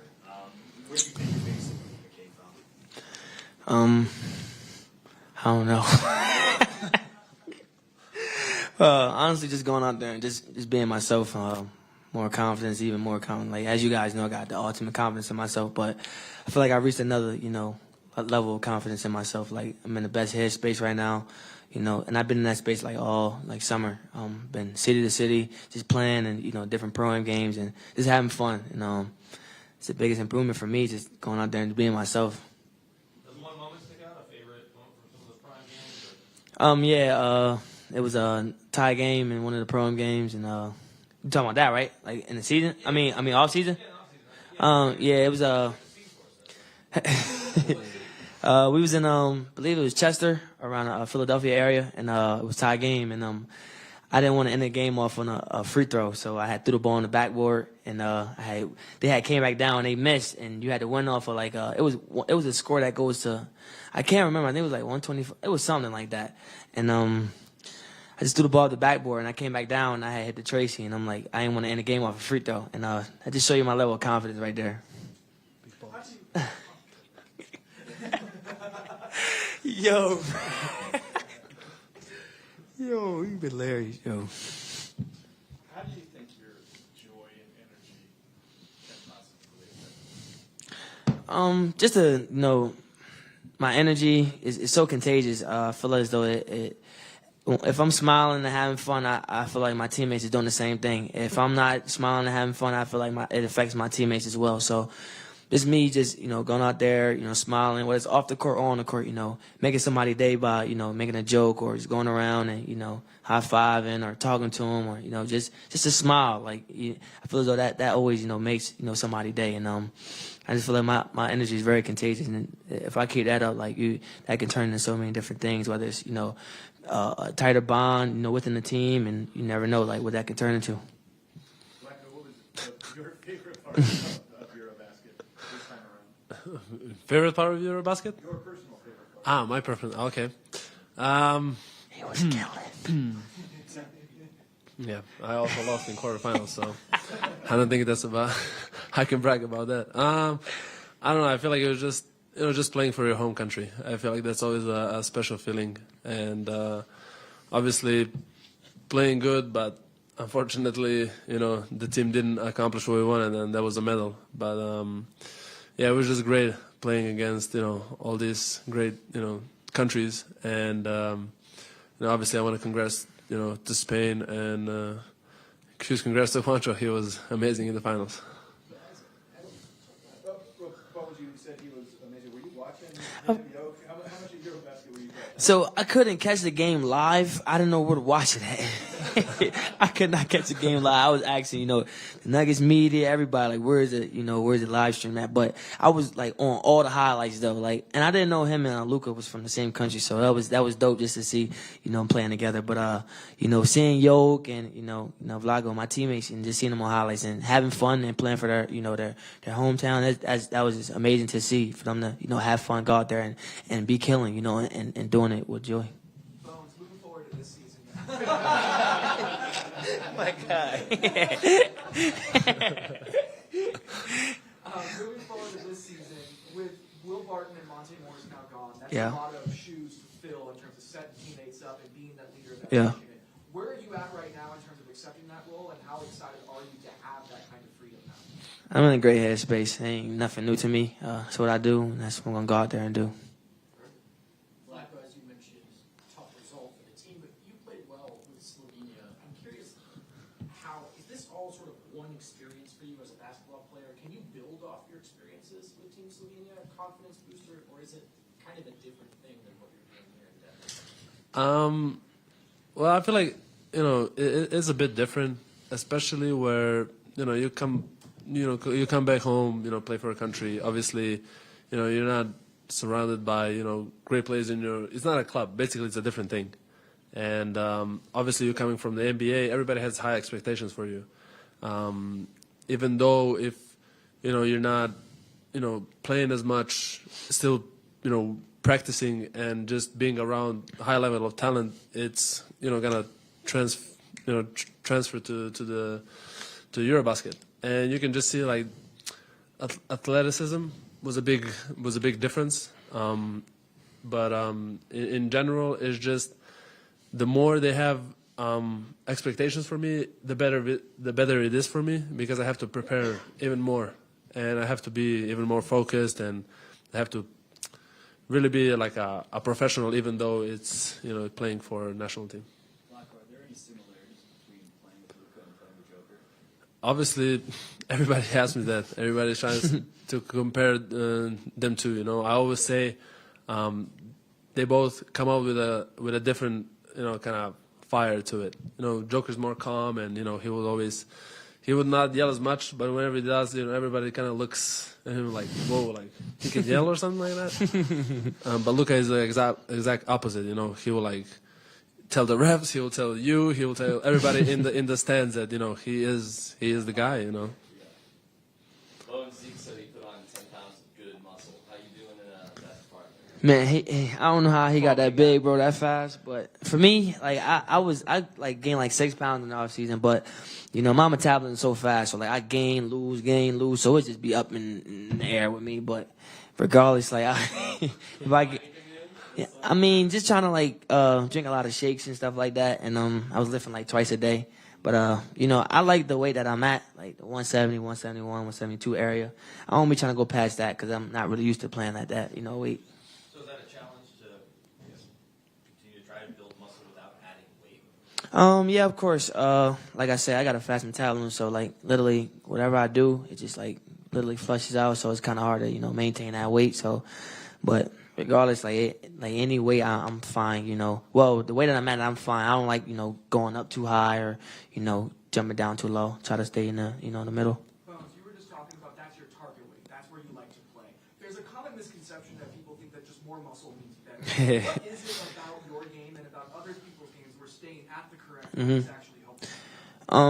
I think it starts, when you're younger, and you've been like, for me, speaking for myself, like I always had a slim frame, so that's what I'm used to playing at. Like if I be like this Hulk type of guy, like I might not be as quick no more. Like I might not have that fast twitch no more.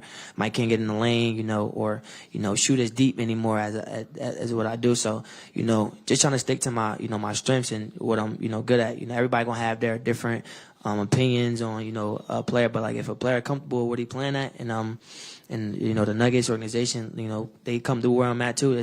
It's no biggie for me to switch anything. They always tell me like whatever weight you at, we like the way that you at right now. Just because you so shifty, you fast, you get in the lane, you can shoot, you unguardable. So it's kind of like just to hear that from the Nuggets organization is big for me too, because it helps me be more comfortable too. So I think you got a dog this summer, right? Yeah.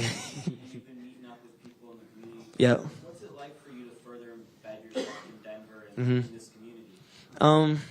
Just trying to use me and my dog and that platform just to build a connection within the Denver community and Colorado as a whole as well.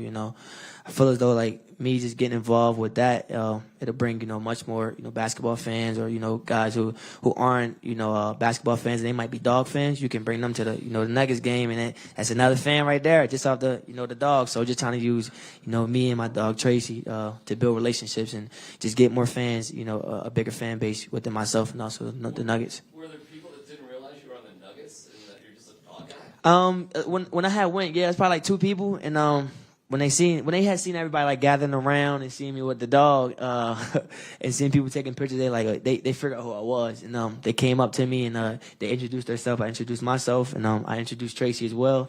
So just to have that connection, and I feel as though like it was another fan within my who was a fan of me and also the Nuggets. So just trying to do that, and I want to keep doing that as well.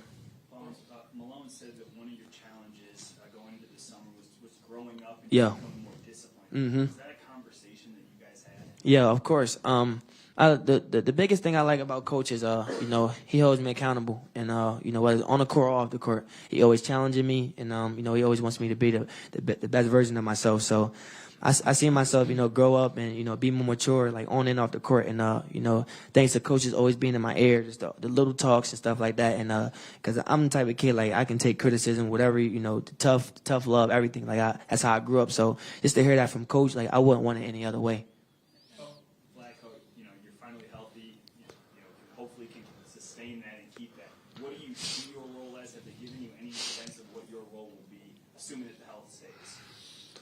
I mean, none. We didn't really specify what my role is gonna be. Yeah, nothing defined, but it's a long season. Anything can happen, and as long as you stay ready and show people you can play, that's what's most important.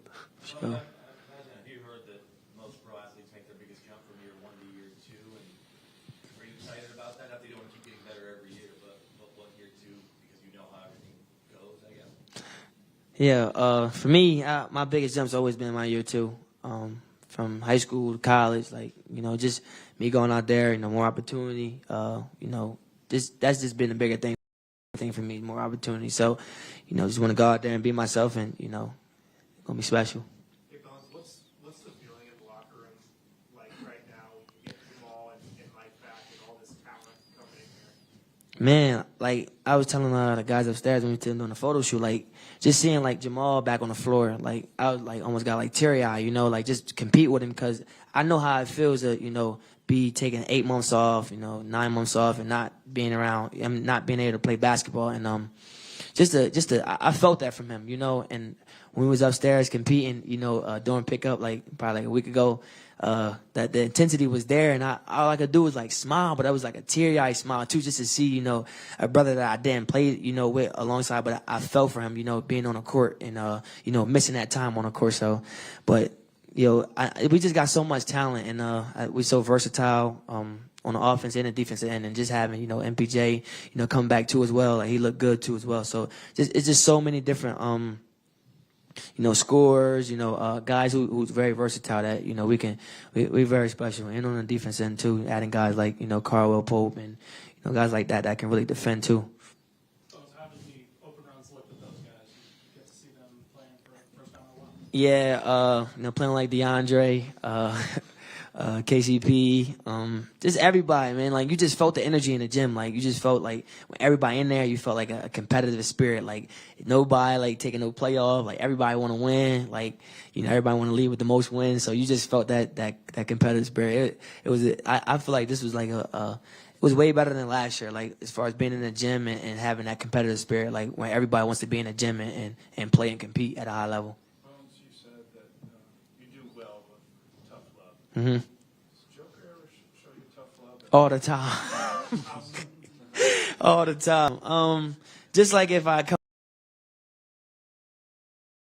I don't know, say something a little thing, but I know how me and Joker relationship is, and if we're in the middle of a game and I'm celebrating, he busy, stay humble. He'd be on me all the time, and I just be getting caught in the moment, because that's how I always been. But I'm a very humble kid though, at the same time. But I know how Yoke is, and he's humble as well too. So just to hear that, it ties me back into that mode again too. So our relationship is very tight, and it's a tough love relationship. So I don't mind that from Yoke, but his love for me is definitely tough though.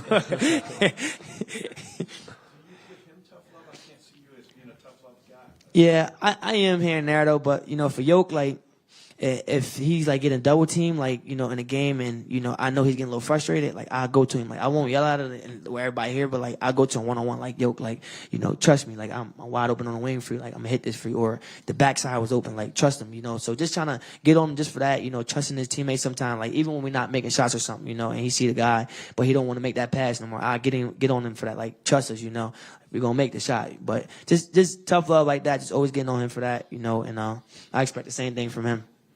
Going back to some of the stuff you did this summer in the city, how important is it for you to kind of build that connection with Denver, with the city and people here, as it's where your home is? It's big for me. I'm the type of kid, I can go in the community, and I can be in the community for literally hours and hours and hours, taking pictures, talking to people, signing autographs, that's something I'm prideful on, and I'm big on, building relationships, outside of basketball, because I think, that's going to take you, farther than basketball ever will. Building relationships off the floor, and, just having character, willing to go out and talk to people who, may not see you every single day, or they can't get in contact with you, or just to have a 5-second convo with you after a game or something, but they see you out, just to take a minute out of your day just to talk to them, take a picture, that might make their day. They maybe going through something through the week, just trying to, make their week feel better, just from seeing me or, whether it's another teammate.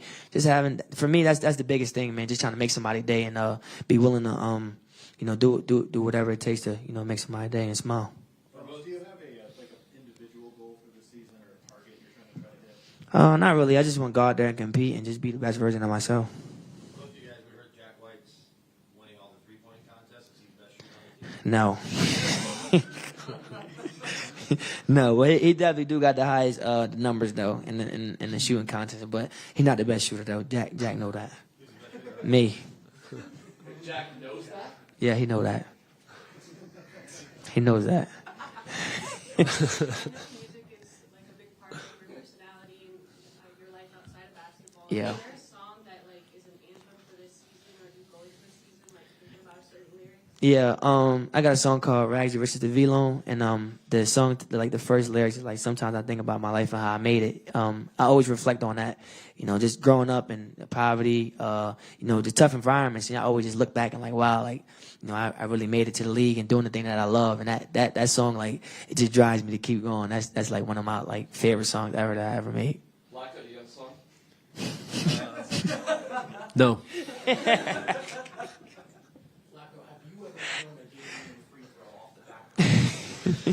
No, I don't think I have the balls as big as balls to do that. I will make my free throw and win the game. Yo, he hilarious, bro. Thank you, everybody. Yeah, for sure. Thank you.